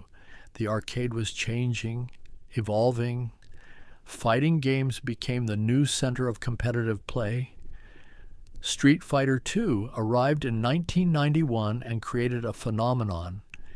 6 buttons and a joystick controlling elaborate martial artists, each with unique moves, special attacks performed with specific controller motions, quarter circle forward and punch for a fireball, Dragon Punch requiring precise timing. The skill ceiling was enormous. Professional players could perform combos that seemed superhuman, linking attacks in ways that required frame-perfect timing. Arcades became gathering places for serious competition, players challenging each other, money on the table, reputations built and destroyed, the social element reaching new heights. You could learn by watching, by studying the techniques of better players, by asking questions, by joining a community that existed in physical space, in specific locations, arcades in specific neighborhoods becoming known for their talent, their scene.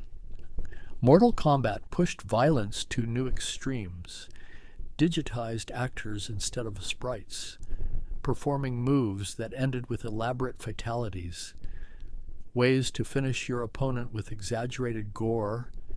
It was controversial, led to Senate hearings, to the creation of the ESRB rating system, but it also showed the medium maturing, dealing with adult themes, even if sometimes crudely, even if sometimes just for shock value. Home computers were becoming more powerful. CD-ROM drives allowing for full motion video, for orchestral soundtracks, for voice acting. Myst arrived in 1993 with its pre-rendered graphics, its point-and-click exploration of a mysterious island, its puzzles that required actual note-taking, actual thought. It sold millions, became the best-selling PC game of its era, proved that games could be contemplative, slow-paced, beautiful in a painterly way. Doom launched the same year, and it was the opposite of contemplative, first-person movement through three-dimensional corridors, shooting demons from hell with an escalating arsenal, fast, violent, visceral, and it included multiplayer, letting you connect computers over networks, over phone lines, and compete or cooperate. This was revolutionary, the beginning of online play as a standard feature, as an expectation. The technology was accelerating, graphics improving rapidly. PlayStation arrived in 1994, dedicated to three-dimensional gaming, discs instead of cartridges, allowing for larger games, more content. Final Fantasy VII in 1997, with its pre-rendered backgrounds and polygon characters, its story spanning 3 discs, its cinematics that seemed almost like film, the line between game and other media blurring. Nintendo responded with the Nintendo 64, truly three-dimensional worlds, Mario exploring castle grounds and painting worlds, Zelda finally in 3 dimensions, with Ocarina of Time, C-button camera control and Z-targeting, systems that would become standard, but at the time felt innovative, solutions to problems that three-dimensional gaming created. How do you orient yourself? How do you keep track of enemies? How do you make combat work when you can move in any direction? The strange thing about technological evolution, about the way these digital worlds grew more complex and detailed, is how the fundamental appeal never changed. Whether you were moving a paddle to intercept a square pixel or piloting a photorealistic spacecraft through a rendered galaxy, the core experience remained the same. The challenge, the mastery, the satisfaction of improving, of understanding systems and exploiting them, of imposing your will on a small pocket of reality that followed consistent rules. There's something deeply human in this, the desire to enter spaces where cause and effect are predictable, where practice leads to improvement, where the chaos of existence is replaced, temporarily, with logic and pattern in the real world. Effort doesn't always correlate with reward. Skill doesn't guarantee success. But in these created spaces, these rule-bound universes, there was fairness, difficulty, but fairness. The evolution continued, relentless, massively multiplayer games creating persistent worlds where thousands played simultaneously. World of Warcraft launching in 2004 and becoming a cultural touchstone, a place where people met, formed friendships, fell in love, spent thousands of hours not because they were addicted, though some were, but because they found community, purpose, identity. Raids requiring coordination between 40 players, each performing specific roles, succeeding or failing as a group. Motion controls arrived with the Wii. Suddenly, your grandmother was playing virtual bowling. Your parents were trying virtual tennis. The barrier of complex controllers removed, replaced with intuitive gestures. Swing the remote like a racket, like a golf club, like a sword. Millions who had never considered gaming found themselves playing, found it accessible, fun. The industry expanding beyond its traditional audience, beyond young men in darkened rooms. Mobile gaming exploded with smartphones. Suddenly everyone had a gaming device in their pocket. Casual games, puzzle games, Angry Birds and Candy Crush reaching hundreds of millions of players. People who would never buy a console, never consider themselves gamers, playing on buses, in waiting rooms, in stolen moments. The definition of what gaming could be expanding, fragmenting, becoming everything and anything. Independent developers found new platforms. Digital distribution, meaning you didn't need a publisher, didn't need to convince a corporation to manufacture cartridges. You could create something in your bedroom, release it to the world. Minecraft starting as one person's project, spreading through word of mouth, becoming one of the best-selling games ever made. Its blocky aesthetic, its creative freedom, its lack of explicit goals, letting players define their own purposes, build their own stories. Virtual reality arrived, stumbled, arrived again, each iteration more convincing, more immersive, the promise of actually being inside the game world, not watching a screen, but wearing the environment, looking around by moving your head, reaching out and interacting with your hands. The technology still imperfect, still limited, but improving, showing glimpses of what might come, of presence, of embodiment in digital space. Esports grew from arcade competitions to stadium events, professional players earning millions, tournaments broadcast to audiences of millions more. The stigma of gaming as childish or wasteful slowly eroding, recognition that the skills required, the reflexes and strategy and teamwork were legitimate, valuable, worth celebrating, worth compensating. The stories games told became more sophisticated, more ambitious. The Last of Us exploring love and loss and moral ambiguity. Red Dead Redemption 2 creating a world of overwhelming detail and melancholy beauty. Thousands of individual animations, weather systems and ecosystems, characters with routines and relationships, the line between authored narrative and emergent experience blurring, becoming irrelevant. And yet, through all of this evolution, through all these technological leaps and market expansions, something remained constant. The same thing that made people line up to play tennis for two on that tiny oscilloscope screen, the same thing that kept MIT students playing Space War when they should have been studying the fundamental pleasure of interaction, of agency, of making choices and seeing consequences, of getting better at something that seemed impossible at first.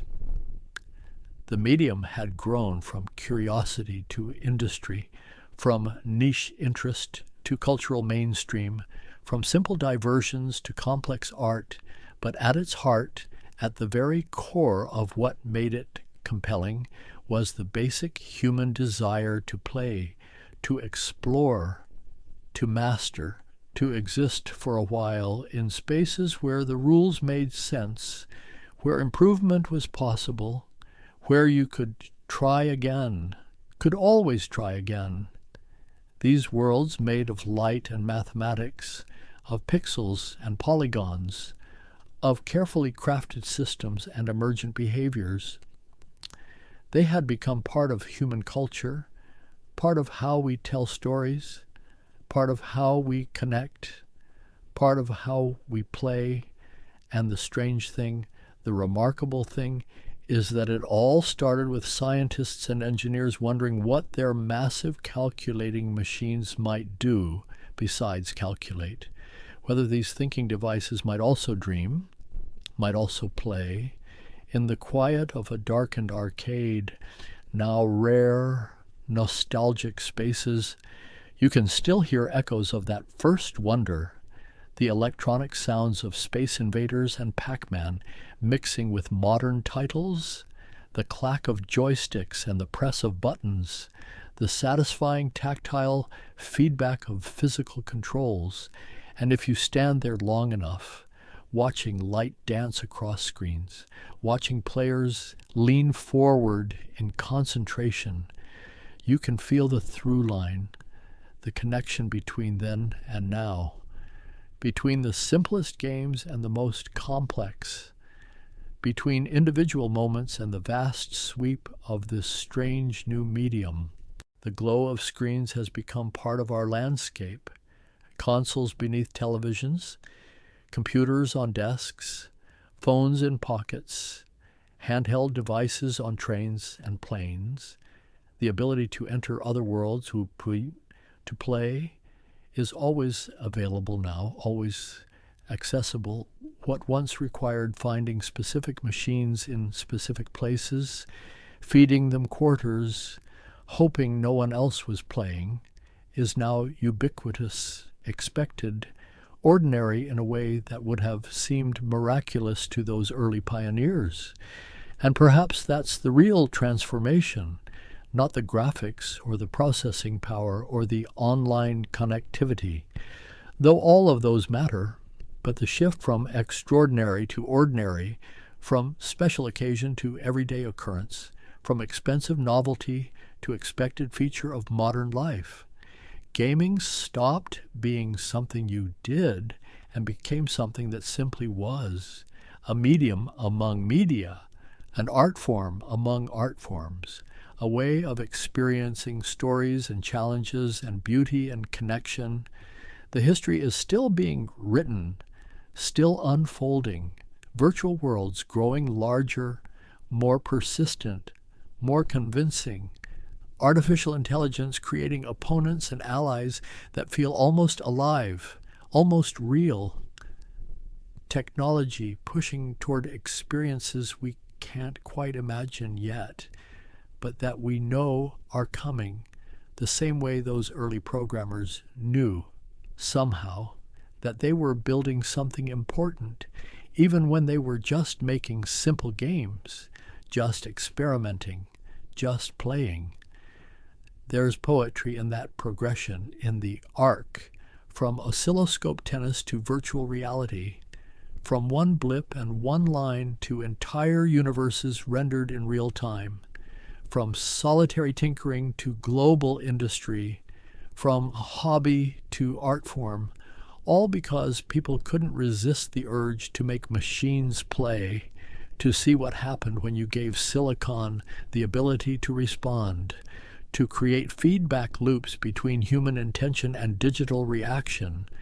And so the screens still glow in living rooms and bedrooms, in arcades and museums, in pockets and on wrists, carrying forward that original impulse, that first spark of curiosity about what computing might become if we let it play, if we taught it to dream alongside us, if we used it not just to calculate and process, but to create spaces where we could be different, be better, be anything, even if just for a little while, even if just in worlds made of light, fading now softly into the gentle darkness, where all stories eventually rest, where the glow becomes memory, becomes dream, becomes the quiet satisfaction of games well played and stories well told, in the gathering stillness of a long and winding night. I am walking through a city at night, and the streets are quieter than I expected, illuminated by the warm glow of street lamps that cast long shadows across empty sidewalks. The air carries a coolness that belongs to the hours after midnight, when most windows are dark, and the hum of the day has faded into something softer, something more patient. I pause at a corner, and my eyes are drawn to a building I have passed countless times without truly seeing it, a firehouse, its wide red doors closed now, but somehow still radiating a sense of readiness, of quiet vigilance. The brick facade rises 3 stories, worn smooth in places by decades of weather, and above the doors there is a carved date, 1897, the numbers deep and deliberate, as if someone wanted future generations to remember when this place began its watch over the neighborhood. I stand here longer than I intended, because something about this building feels like a threshold between worlds, a place where history breathes through the present, where the past has left its fingerprints on every stone. There is a bell mounted near the roofline, tarnished green with age, and I imagine all the nights it rang out across these streets, calling people from their dinners, from their beds, from whatever small moment of peace they had carved out of their days. The windows on the second floor are tall and narrow, and through one of them I can see a faint light.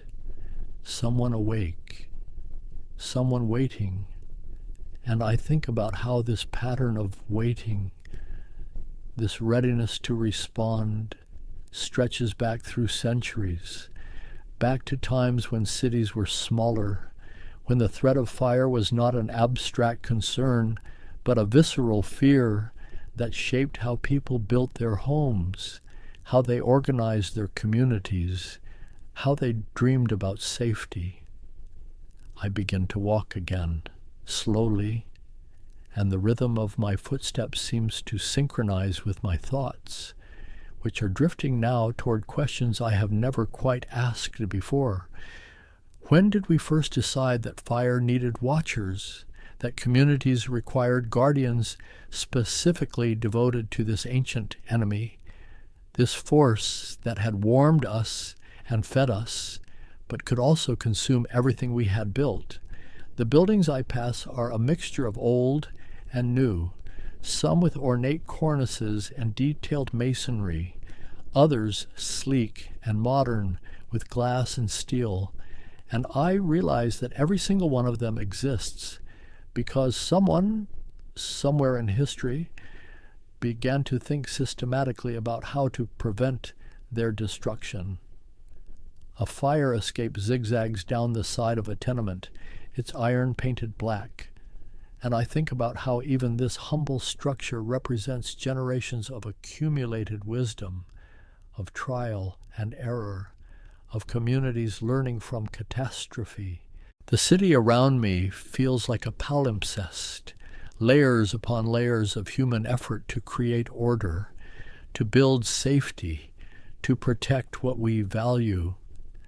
I turn down a narrower street and hear the buildings press closer together, the way they did in older times, when space was precious and people built upward, packed tightly, creating the very conditions that made fire such a devastating threat. There is a plaque on one wall commemorating a fire that swept through this neighborhood in 1924, and the names of those who fought it, ordinary names, people who lived in this place and decided it was worth defending. I read each name slowly, letting my eyes trace the worn letters, and I feel myself slipping into a different kind of awareness, a recognition that the quiet safety I enjoy tonight, the ability to walk through sleeping streets without fear, rests on foundations built by countless individuals who came before. The moon is visible between buildings, a thin crescent hanging in a gap of sky, and its light seems to soften everything, to blur the edges between past and present, between the city as it is now and all the iterations it has been. I am thinking now about beginnings, about origins, about the first sparks of organization that grew into the complex systems we inherit without thinking. Somewhere in the distance, I hear the faint wail of a siren, rising and falling, moving through the grid of streets. And even this sound, which has become so familiar as to be almost invisible, carries within it echoes of older alarms, of church bells and hand rattles and human voices crying out in warning. The siren fades, absorbed into the night, and I continue walking, knowing that I am about to trace a story that winds through centuries, through continents, through the evolution of how we care for one another when disaster strikes. This is a story written in ashes and water, in courage and innovation, in the slow accumulation of knowledge about how communities protect themselves, how they organize in the face of chaos, how they turn individual fear into collective action. The story begins not in cities, but in the spaces between buildings, in the narrow gaps where wooden structures leaned against one another like tired neighbors, sharing walls, sharing risk. In ancient Rome, there were no fire departments as we would recognize them, but there were men who understood that flame respected no boundary, no claim of ownership, no social rank. The Romans called them vigiles, and they walked the streets at night. 7,000 of them organized into cohorts, each responsible for 2 of the city's 14 regions, and they carried buckets and axes and long poles with hooks at the end for pulling down burning thatch before it could spread. These were not volunteers motivated by civic duty alone. They were freedmen, former slaves who had earned their liberty, and now earned their living by watching, by being ready, by understanding that a city built largely of wood and brick needed constant guardians.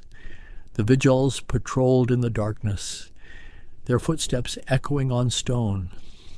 And when they found a fire, they did not merely fight it, they investigated it, questioned witnesses, pursued arsonists, because they understood that fire was sometimes deliberate, sometimes a weapon, sometimes the tool of those who profited from chaos. But Rome fell, and with it, much of this organized approach to fire protection faded into the confusion of the medieval centuries. In the towns and villages that grew from Rome's ruins, fire protection became something more informal, more desperate, built on bells and buckets and the assumption that everyone would come running when the alarm was raised. Medieval London was a maze of timber-framed buildings, their upper stories jutting out over narrow lanes, creating tunnels of shadow where sunlight rarely reached. And in these cramped quarters, fire was an ever-present threat. The city required that every household keep a barrel of water by the door and leather buckets hanging ready, and there were men appointed as fire warden, unpaid, unwilling sometimes, who were supposed to inspect chimneys and ensure that no one stored hay too close to open flames.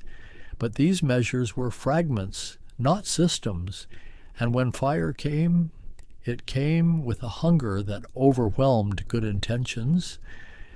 In 1666, London burned, and the fire began in a bakery on Pudding Lane in the small hours of a September morning, when most of the city slept, when the wind was rising from the east, dry and persistent.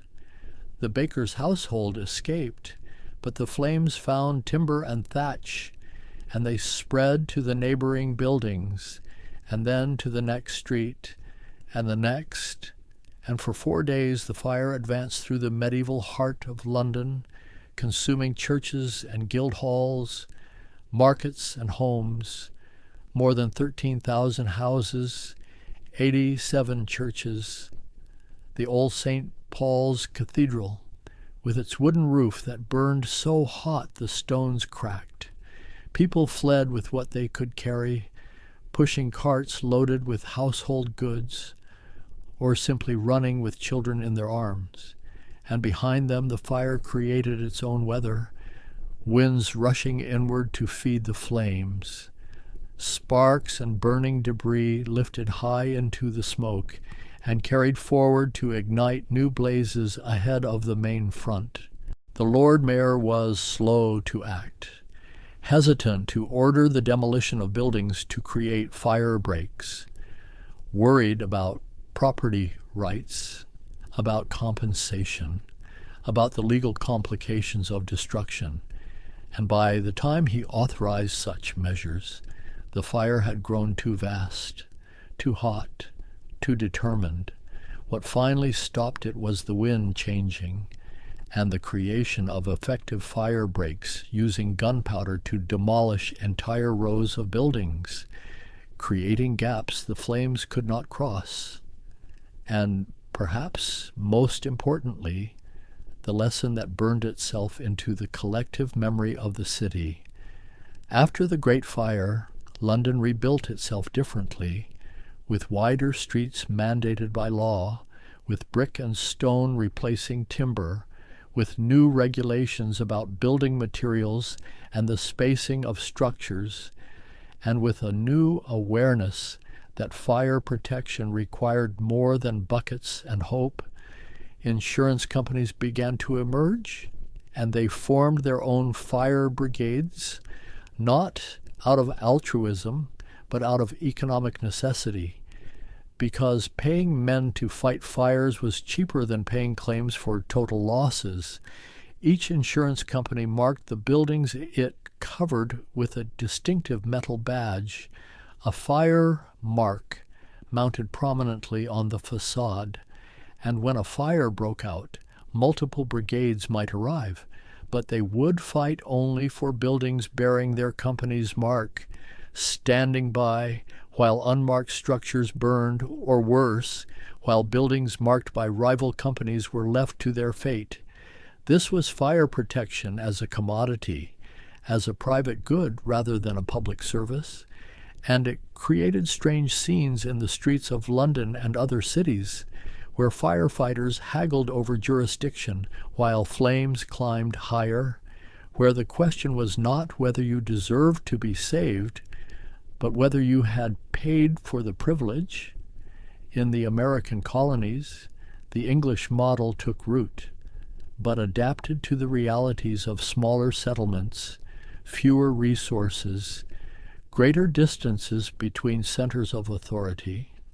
Boston established the first colonial fire regulations in 1631, barely a year after the city's founding, requiring that every household have a ladder long enough to reach the roof, and chimney sweeps to prevent the buildup of creosote and soot. New Amsterdam, which would become New York, appointed fire wardens in 1648, men given the authority to inspect chimneys and impose fines on those whose negligence created danger. But these were still reactive measures, attempts to prevent fires rather than to fight them effectively once they began. And the colonies continued to burn again and again, learning the same lessons their European ancestors had learned. That prevention alone was insufficient. That response mattered. That organization saved lives and property. Benjamin Franklin, always thinking about practical improvements to civic life, observed the fire companies of Boston during a visit in 1733 and returned to Philadelphia with ideas about how volunteer organizations might be formed, how men of the community might band together not for profit, but for mutual protection. In 1736, Franklin and his associates founded the Union Fire Company, the first volunteer fire company in Philadelphia, and perhaps in all the colonies, a group of men who agreed to meet monthly, to maintain equipment, to respond to alarms regardless of whose property was burning. They were artisans and merchants, printers and tradesmen, and they pledged to bring leather buckets and to work together in organized formations, passing buckets from hand to hand in long chains that stretched from the nearest well or cistern to the burning building. Franklin wrote about it with his characteristic clarity, explaining that the company's purpose was to prevent that dreadful calamity of fire from spreading, and that by acting together, by training together, by maintaining readiness, they could protect not just their own property, but the entire community. Other cities followed Philadelphia's example, forming volunteer companies that took on distinct identities, colorful names, friendly rivalries. These were social organizations as much as firefighting units, with their own meeting halls, their own customs, their own sense of pride and competition. In New York, volunteer companies began to form in the 1730s and 40s, and they developed elaborate traditions, ornate engines decorated with paintings and brass fittings, uniforms that grew increasingly flamboyant, parades and celebrations that drew crowds. The volunteers were often young men, apprentices and journeymen, drawn by the excitement, the camaraderie, the chance to be heroes in the eyes of their neighbors, and perhaps by the exemptions from military service and jury duty that some cities granted to active firefighters. They developed hierarchies, with foremen and assistant foremen, engineers who maintained the equipment, hosmen who directed the water, laddermen who forced entry and ventilated roofs, And these roles were taken seriously, argued over, sometimes fought over, because status within the company mattered, brought respect, brought influence. The engines themselves were marvels of craftsmanship, hand pumpers that required teams of men to operate, grasping long handles and pushing down in rhythm, up and down, creating pressure that forced water through leather hoses. And the work was exhausting, muscles burning, sweat streaming. But there was pride in being able to maintain the rhythm, to keep the stream flowing, to prove your company's strength and endurance. Rivalries between companies were intense, sometimes productive, sometimes destructive. There are accounts of multiple companies arriving at a fire and fighting each other for the honor of being first to the hydrant, first to extinguish the flames. And these fights were not merely verbal. They involved fists and clubs, broken noses and bruised ribs, while behind them, buildings continued to burn. But there was also innovation, driven by competition and necessity, the development of better pumps, stronger hoses, more efficient techniques for ventilation and salvage, and a growing body of practical knowledge about how fire behaved, how it spread, how it could be contained. In Europe, similar evolution was occurring, though often with more formal organization, more direct government involvement. Napoleon established a military fire service in Paris, staffed by soldiers who brought military discipline to the work of firefighting, and this model spread to other cities. The idea that fire protection might be a professional service funded by public resources, answerable to public authority. But in America, the volunteer tradition remained dominant through most of the 19th century, partly because it worked, partly because Americans were suspicious of standing professional forces that might become tools of political control, partly because the volunteers themselves resisted displacement, defending their traditions, their autonomy, their identity as the protectors of their communities. The cities continued to grow, and with them, the challenges that firefighters faced grew more complex, more dangerous, more demanding of solutions that volunteers alone, no matter how dedicated, could not always provide.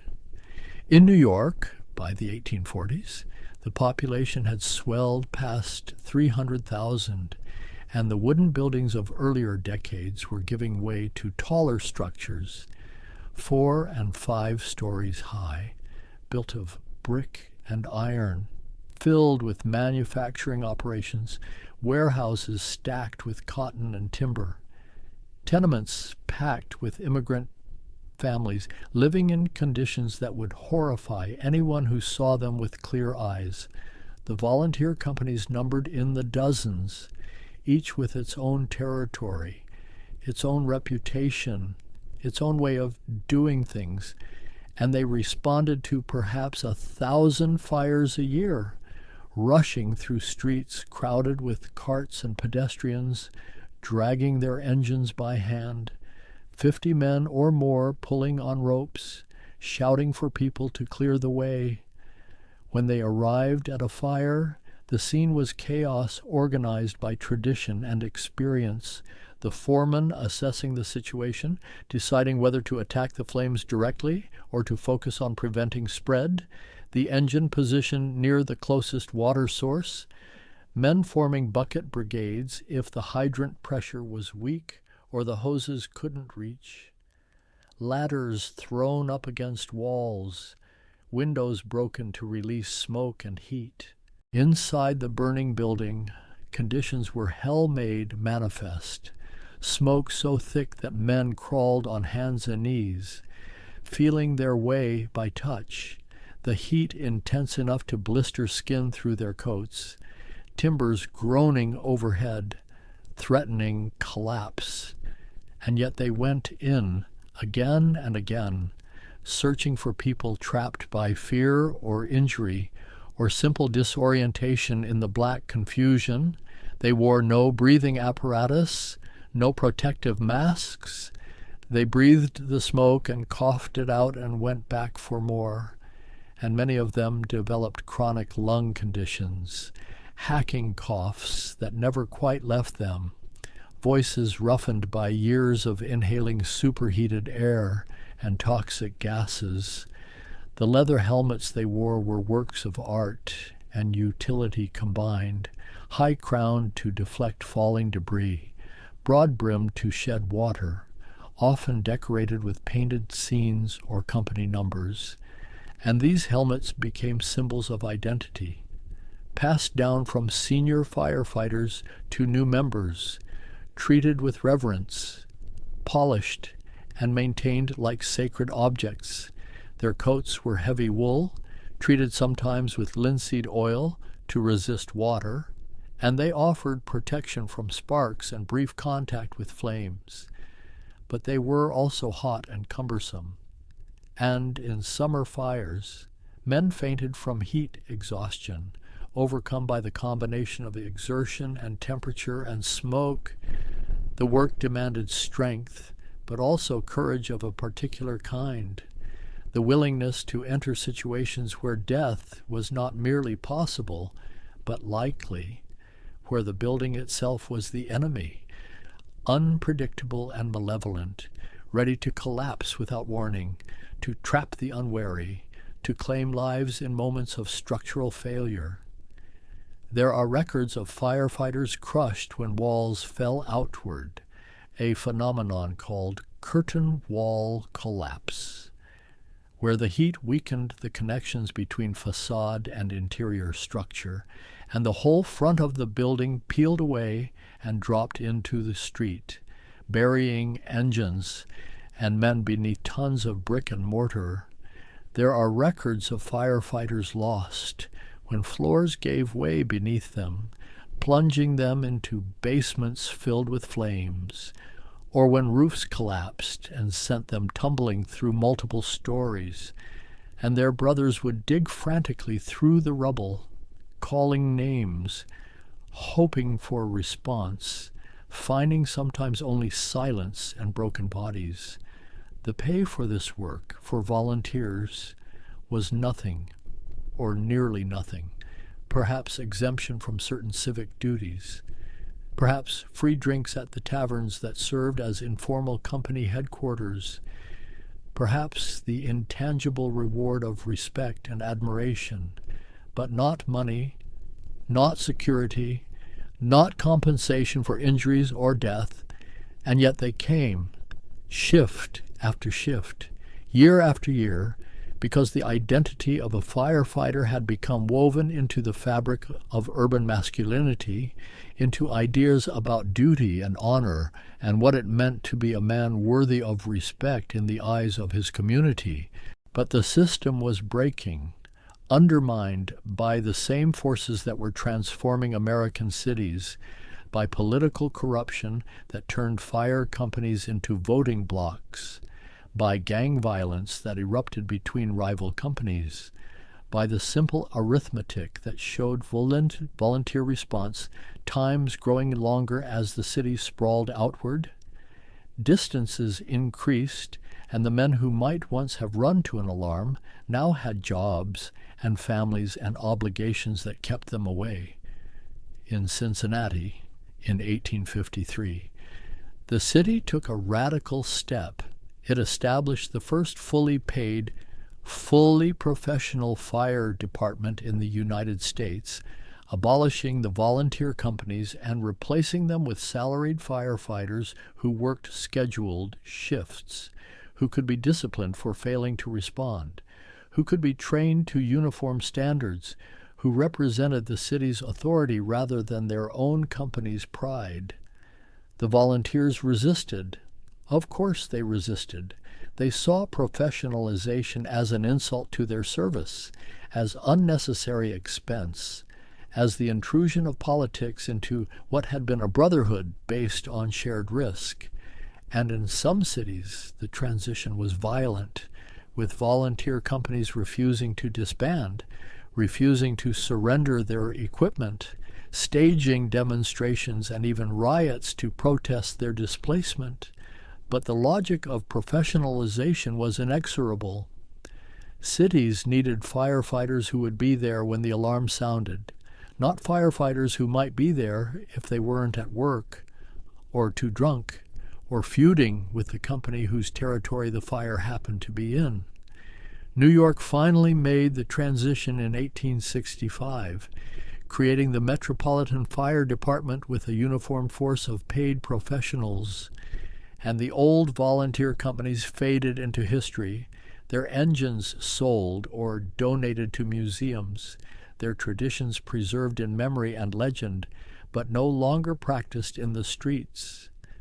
The new professionals brought with them new approaches, new discipline, new willingness to adopt innovations that volunteers had sometimes resisted out of attachment to traditional methods.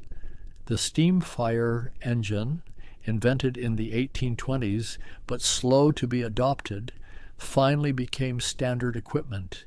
These were massive machines, boilers on wheels, requiring horses to pull them, but capable once heated of pumping water with pressure and volume that no hand pumper could match. The steam engines were temperamental, requiring constant attention. A skilled engineer who understood how to maintain the right pressure, how to feed the firebox with coal, how to prevent the boiler from running dry or building up dangerous levels of steam. And the engineer became a specialist, a valued member of the crew whose expertise could mean the difference between effective firefighting and mechanical failure at the critical moment. The horses that pulled these engines were magnificent creatures, specially selected and trained, capable of explosive acceleration when the alarm sounded, of navigating crowded streets at speeds that seemed reckless, but were controlled by years of practice. And the horses knew the routes to their territory's most common fire sites, could run them in darkness or fog, with minimal guidance from the driver. In the firehouses, the horses lived in stalls on the ground floor, directly beneath the sleeping quarters, and when the alarm bell rang, a mechanism released their stall doors, and the horses would trot to their positions beneath the hanging harnesses, which would drop down onto their backs, and within seconds they were hitched and ready, the firefighters sliding down brass poles, another innovation that saved precious seconds, pulling on coats and boots as the engine began to roll. The poles themselves became iconic, symbols of fire service, and they served a practical purpose that seems obvious now, but was revolutionary when first introduced in the 1870s, allowing firefighters to descend from upper floors far faster than they could navigate stairs, giving them those crucial extra moments that might mean arriving while people were still alive to be saved. The firehouses, too, evolved into purpose-built structures, no longer just rented spaces or converted buildings, but facilities designed specifically for the work of firefighting, with high ceilings to accommodate the tall engines, with wide doors that allowed rapid egress, with training towers attached where firefighters could practice ladder work and hose handling, where they could learn to work at heights, to overcome the natural fear of climbing extension ladders that swayed and flexed under their weight. In these houses, the firefighters lived together during their shifts, eating meals prepared in communal kitchens, sleeping in dormitories where bunks lined the walls, playing cards and checkers during the long hours between alarms, and they developed the deep bonds that come from shared danger, from knowing that the man beside you would risk his life to pull you from a burning building, that you would do the same for him without hesitation or calculation. The culture of the firehouse was tribal, hierarchical, built on unwritten rules about respect and seniority, about proving yourself through performance under fire, about earning the right to speak your mind in company discussions, and new firefighters, probies, spent months or years being tested, hazed sometimes, taught through a combination of formal instruction and deliberate neglect that forced them to learn by watching, by making mistakes, and surviving them. The equipment evolved with bewildering speed in the late 19th century, innovations cascading one upon another. The introduction of rubber-lined cotton hose that was lighter and more durable than leather, the development of nozzles that could create straight streams or fog patterns, depending on the need, the invention of aerial ladders mounted on wagons, extending to heights that ground ladders could never reach, allowing firefighters to access upper floors of the increasingly tall buildings that were transforming urban skylines. And always, there was fire, relentless, teaching its lessons through tragedy, through failure, through the accumulation of experiences that gradually, painfully, built up the body of knowledge that would become the science and art of modern firefighting. The Chicago fire of 1871 burned for 2 days, destroying more than 3 square miles of the city, killing hundreds, leaving 100,000 homeless, and it began, like so many fires before it, in a small way, in a barn, spreading to neighboring structures, and then racing through a city built largely of wood, driven by winds off the prairie, overwhelming the fire department's capacity to respond.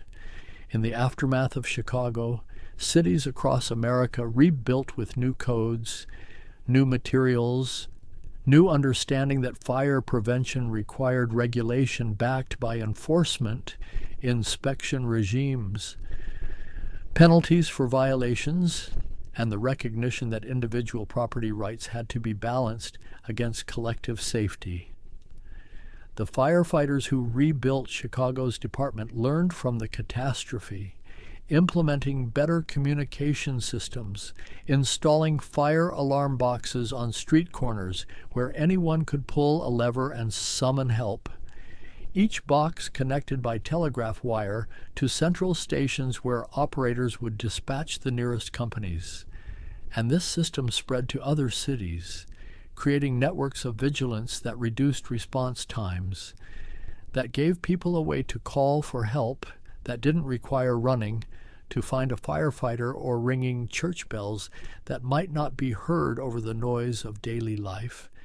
The telegraph alarm boxes were painted red, mounted on iron posts, and they became familiar landmarks, points of reference when giving directions, symbols of the city's commitment to protection, and children were taught how to use them, taught that false alarms were serious crimes, that the boxes existed for genuine emergencies only.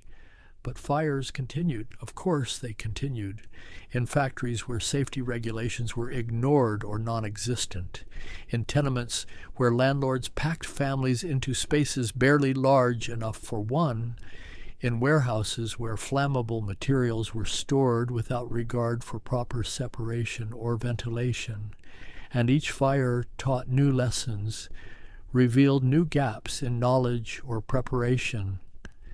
The Triangle Shirtwaist Factory fire in New York in 1911 became a turning point, not just for fire safety, but for labor rights, for building codes, for the entire relationship between workers and the industries that employed them.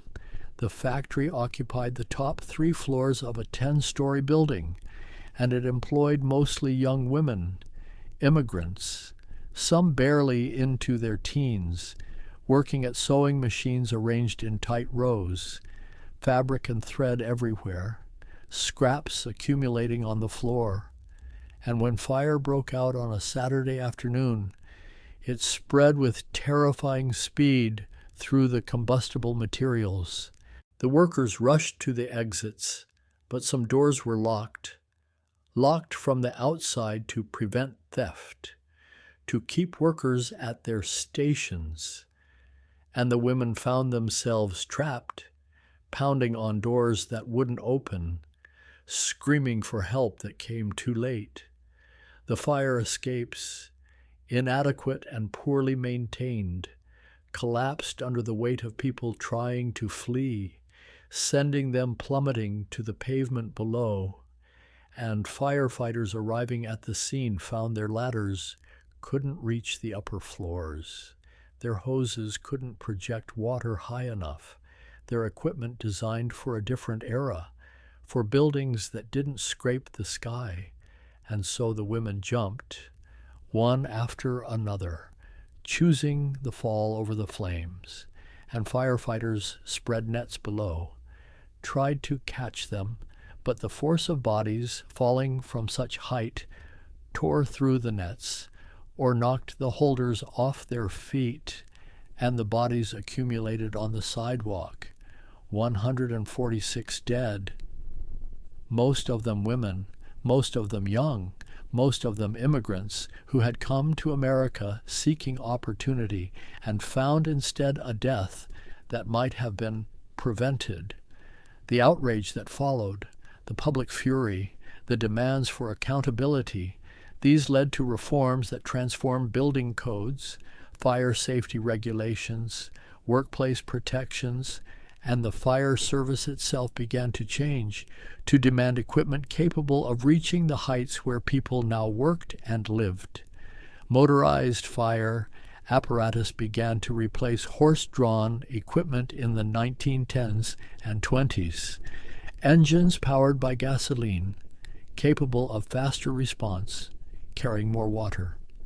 Pulling aerial ladders that could extend 8 stories, 10 stories, eventually even higher, and the transition happened gradually, city by city, company by company, as budgets allowed and as the technology proved itself reliable. The horses were retired, sold to farms or put down, and old firefighters mourned them, spoke of them with affection and respect, remembered individual animals by name, their quirks and intelligence, the way they had been partners in the work, and the firehouses felt different without them, quieter, less alive in some fundamental way. The motorized age brought new skills to master, engines that required mechanical knowledge, drivers who needed to understand not just how to steer, but how to maintain and repair the complex machinery they operated, and the role of firefighter became more technical, more specialized, requiring training that went beyond strength and courage to include understanding of hydraulics, of chemistry, of building construction and structural collapse. World War II pulled firefighters into civil defense roles, training civilians to fight fires caused by incendiary bombs, preparing for attacks that thankfully never came to American cities, but that devastated London, Hamburg, Tokyo, cities where fire became a weapon of strategic warfare, where firestorms created by massed incendiary raids killed tens of thousands and overwhelmed even the most organized fire services. In London, during the Blitz, firefighters worked night after night under falling bombs, combating blazes that lit the sky bright enough to read by, navigating streets cratered by high explosives, water mains broken, buildings collapsing, and they developed tactics for dealing with fires on a scale not seen since the Great Fire of 1666, learning how to prioritize which buildings to save and which to let burn, how to create fire breaks in a city already damaged by war. American firefighters studying the British experience came home with new ideas about training, about equipment, about the psychology of working under extreme stress. And these lessons were incorporated into peacetime operations, into drills and protocols that assumed the worst and prepared for it. The post-war decades saw continued evolution, the development of self-contained breathing apparatus that finally allowed firefighters to enter smoke-filled spaces without breathing the poison. Masks connected to tanks of compressed air, heavy and cumbersome at first but constantly improving, becoming lighter, more reliable, more comfortable, and mandatory, because the science was finally catching up to what firefighters had known instinctively for generations, that smoke killed as surely as flame, that the invisible gases were as dangerous as the visible fire. The gear evolved too, from heavy wool coats to turnout coats made of synthetic materials that could withstand higher temperatures, that reflected radiant heat, that incorporated moisture barriers and thermal liners, transforming firefighters into something that looked almost alien, bulky and anonymous behind their masks and hoods, but far better protected than their predecessors had been. Radios became standard, allowing communication between crews working in different parts of a building, between the incident commander outside and the teams inside. Coordination that saved lives by preventing firefighters from working at cross purposes, by allowing rapid warnings when conditions changed, when collapse was imminent, when it was time to evacuate. The science of fire behavior developed into a discipline taught in academies and universities. Researchers studying how fires started, how they grew, how they moved through buildings, discovering that fire was not the simple thing it appeared, but a complex phenomenon governed by principles of chemistry and physics, by fuel load and ventilation, by the geometry of spaces and the materials of construction.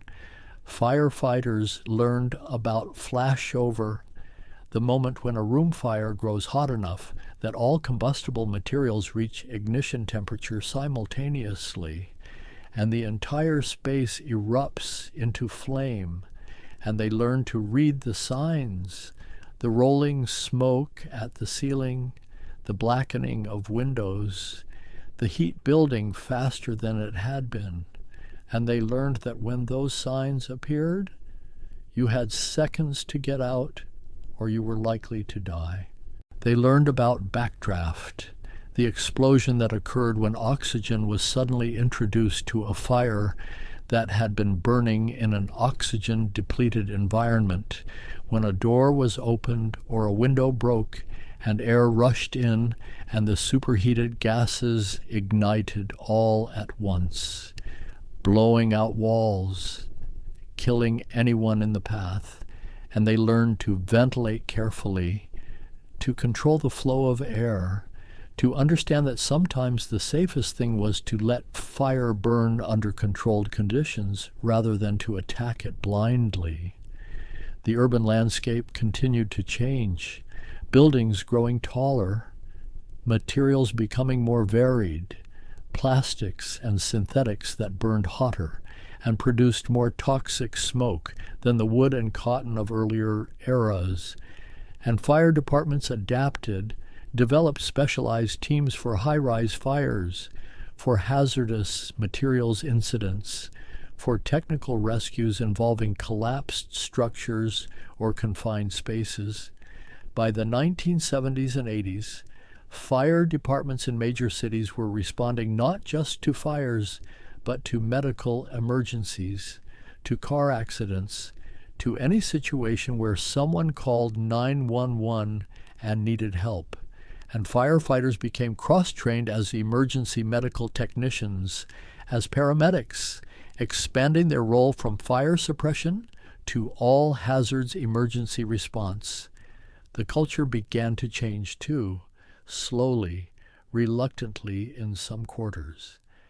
As women fought for the right to serve as firefighters, facing discrimination and harassment, having to prove themselves over and over in ways that male firefighters never did, but gradually, establishing their place in companies and departments across the country.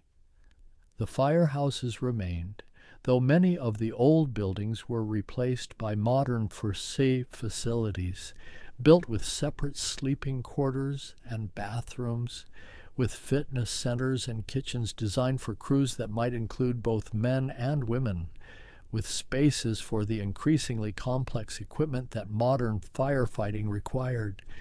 And still, beneath all the changes, beneath the technology and the science and the evolution of methods and equipment, the fundamental nature of the work remained.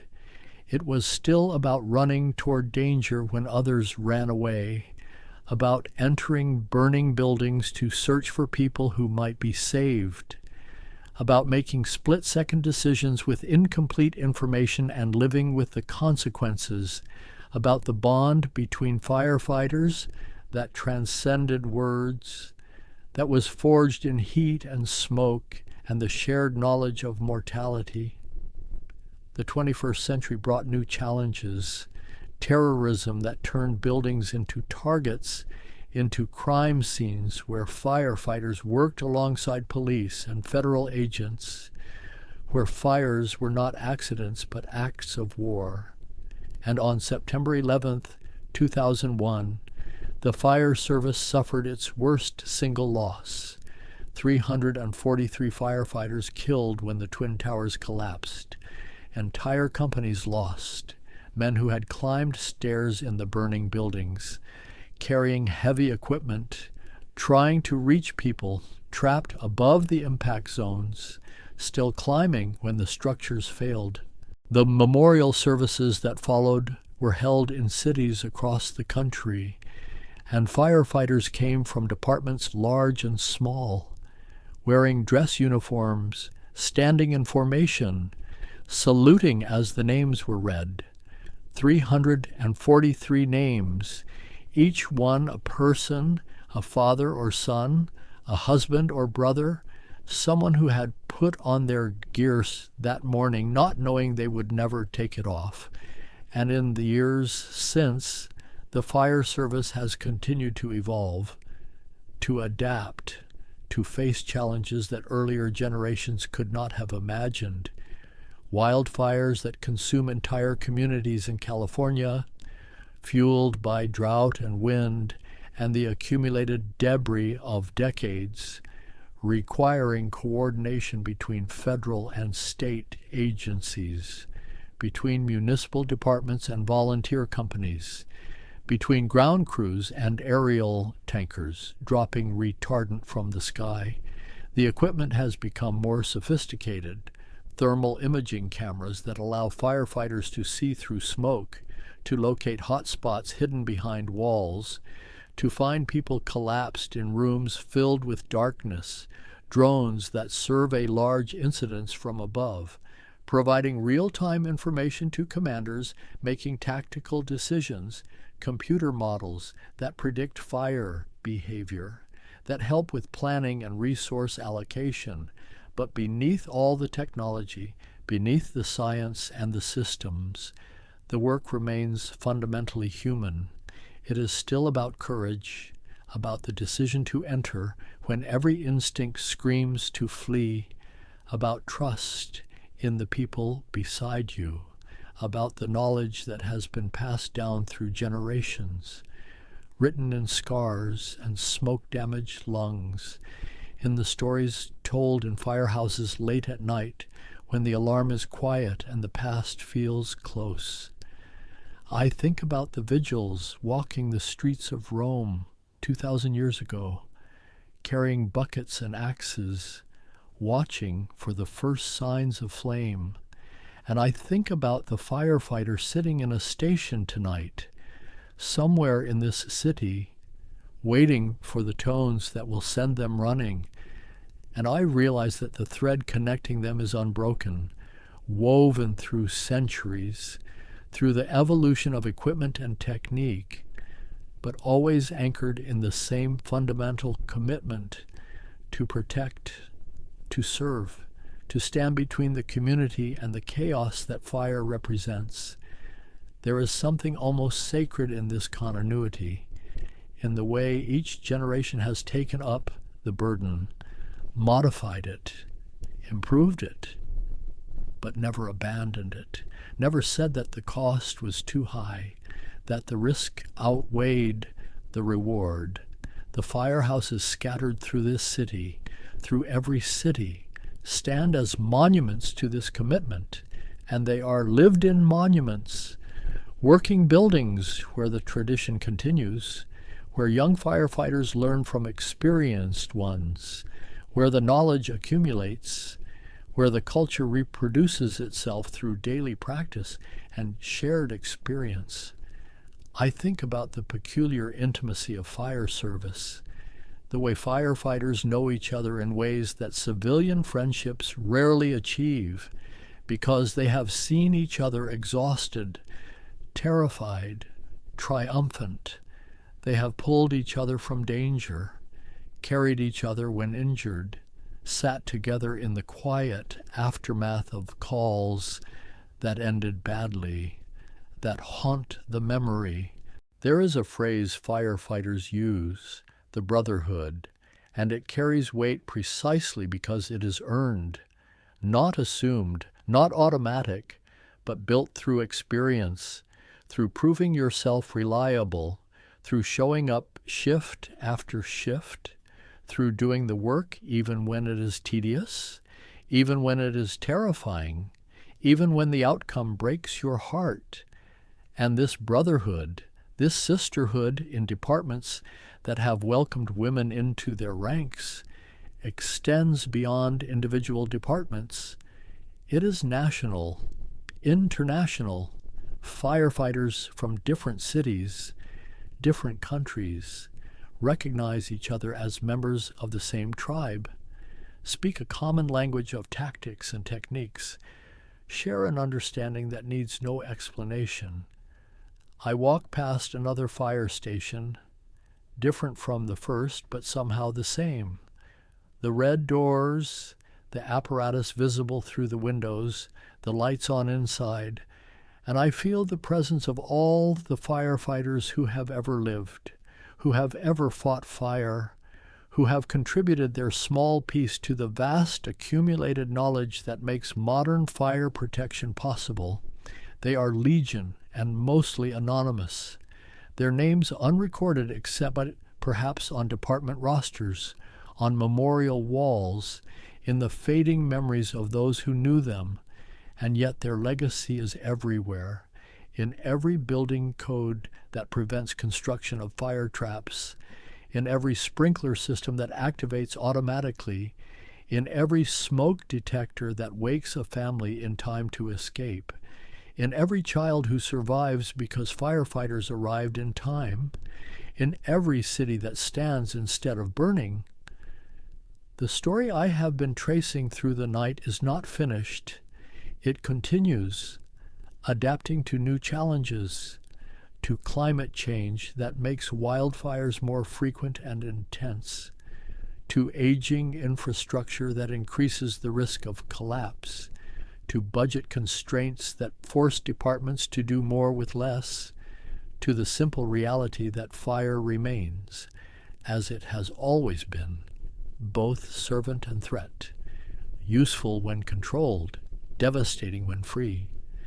And the firefighters continue, training, preparing, waiting, knowing that the alarm will sound, that they will respond, that they will face situations where their training and equipment and courage will be tested, where they might save lives or lose their own, where they will add their chapter to the story that stretches back through centuries. The night is deeper now, the streets even quieter, and I find myself walking more slowly, reluctant to reach wherever I am going, content to remain in this liminal space between destinations, this time for reflection and wandering thought. The moon has moved across the sky, marking the passage of hours, and the buildings around me seem to hold their histories more lightly, as if the weight of the past becomes easier to bear when acknowledged, when traced through its evolution, when understood as a continuous thread rather than a series of disconnected moments. I think about fire itself, this force that humans have lived with for hundreds of thousands of years, that we learned to create, to control, to use for warmth and cooking and light, and how our relationship with it has always been ambivalent, grateful for its benefits, terrified of its power, constantly negotiating the boundary between use and danger. The fire departments, the organized response to this ancient threat, represent our attempt to manage that relationship, to tilt the balance towards safety, to reduce the randomness of fire's destruction, to assert human agency and collective protection against a force that recognizes no individual claim to immunity. And in doing so, in building these organizations and traditions and bodies of knowledge, we have created something that transcends its practical purpose. We have created institutions that embody values we claim to honor: courage, sacrifice, service, community. And these institutions persist because they speak to something deep in human nature, the desire to protect, to belong, to be part of something larger than ourselves.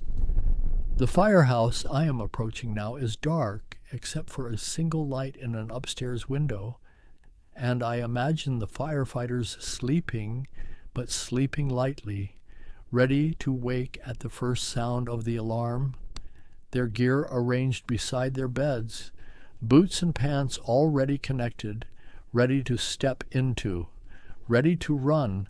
This readiness, this perpetual state of potential action, is the defining characteristic of fire service, and it requires a particular kind of person, someone who can live with uncertainty, who can snap from rest to full engagement in seconds, who can maintain focus and skill through long periods of routine interrupted by moments of extreme danger. I do not have this quality. Most people do not. And there is no shame in that, but there is recognition, there is gratitude, there is a quiet appreciation for those who do, who choose this life, who find in it meaning and purpose and identity. The city around me exists because of them, because of the accumulated efforts of generations of firefighters who prevented small fires from becoming conflagrations, who stopped destruction before it spread, who created through their vigilance the conditions that allow urban life to flourish, to grow, to build upward and outward with some confidence that the structures will endure. And yet fire remains, waiting, patient, opportunistic, ready to exploit any lapse in attention, any failure of equipment, any combination of circumstances that creates the conditions it needs to grow, to spread, to consume. This tension between protection and threat, between human organization and natural force, gives the story its ongoing relevance, its perpetual urgency, because the work is never finished, the victory never final.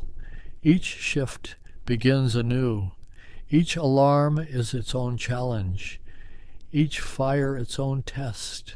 I am walking away from the firehouses now, letting the distance grow, feeling the pull of other thoughts, other destinations, but carrying with me the awareness I have gained tonight, the sense of connection to a history that continues, that lives in the present, that will extend into the future as long as humans build cities, as long as we use fire, as long as we value the lives of our neighbors enough to organize their protection.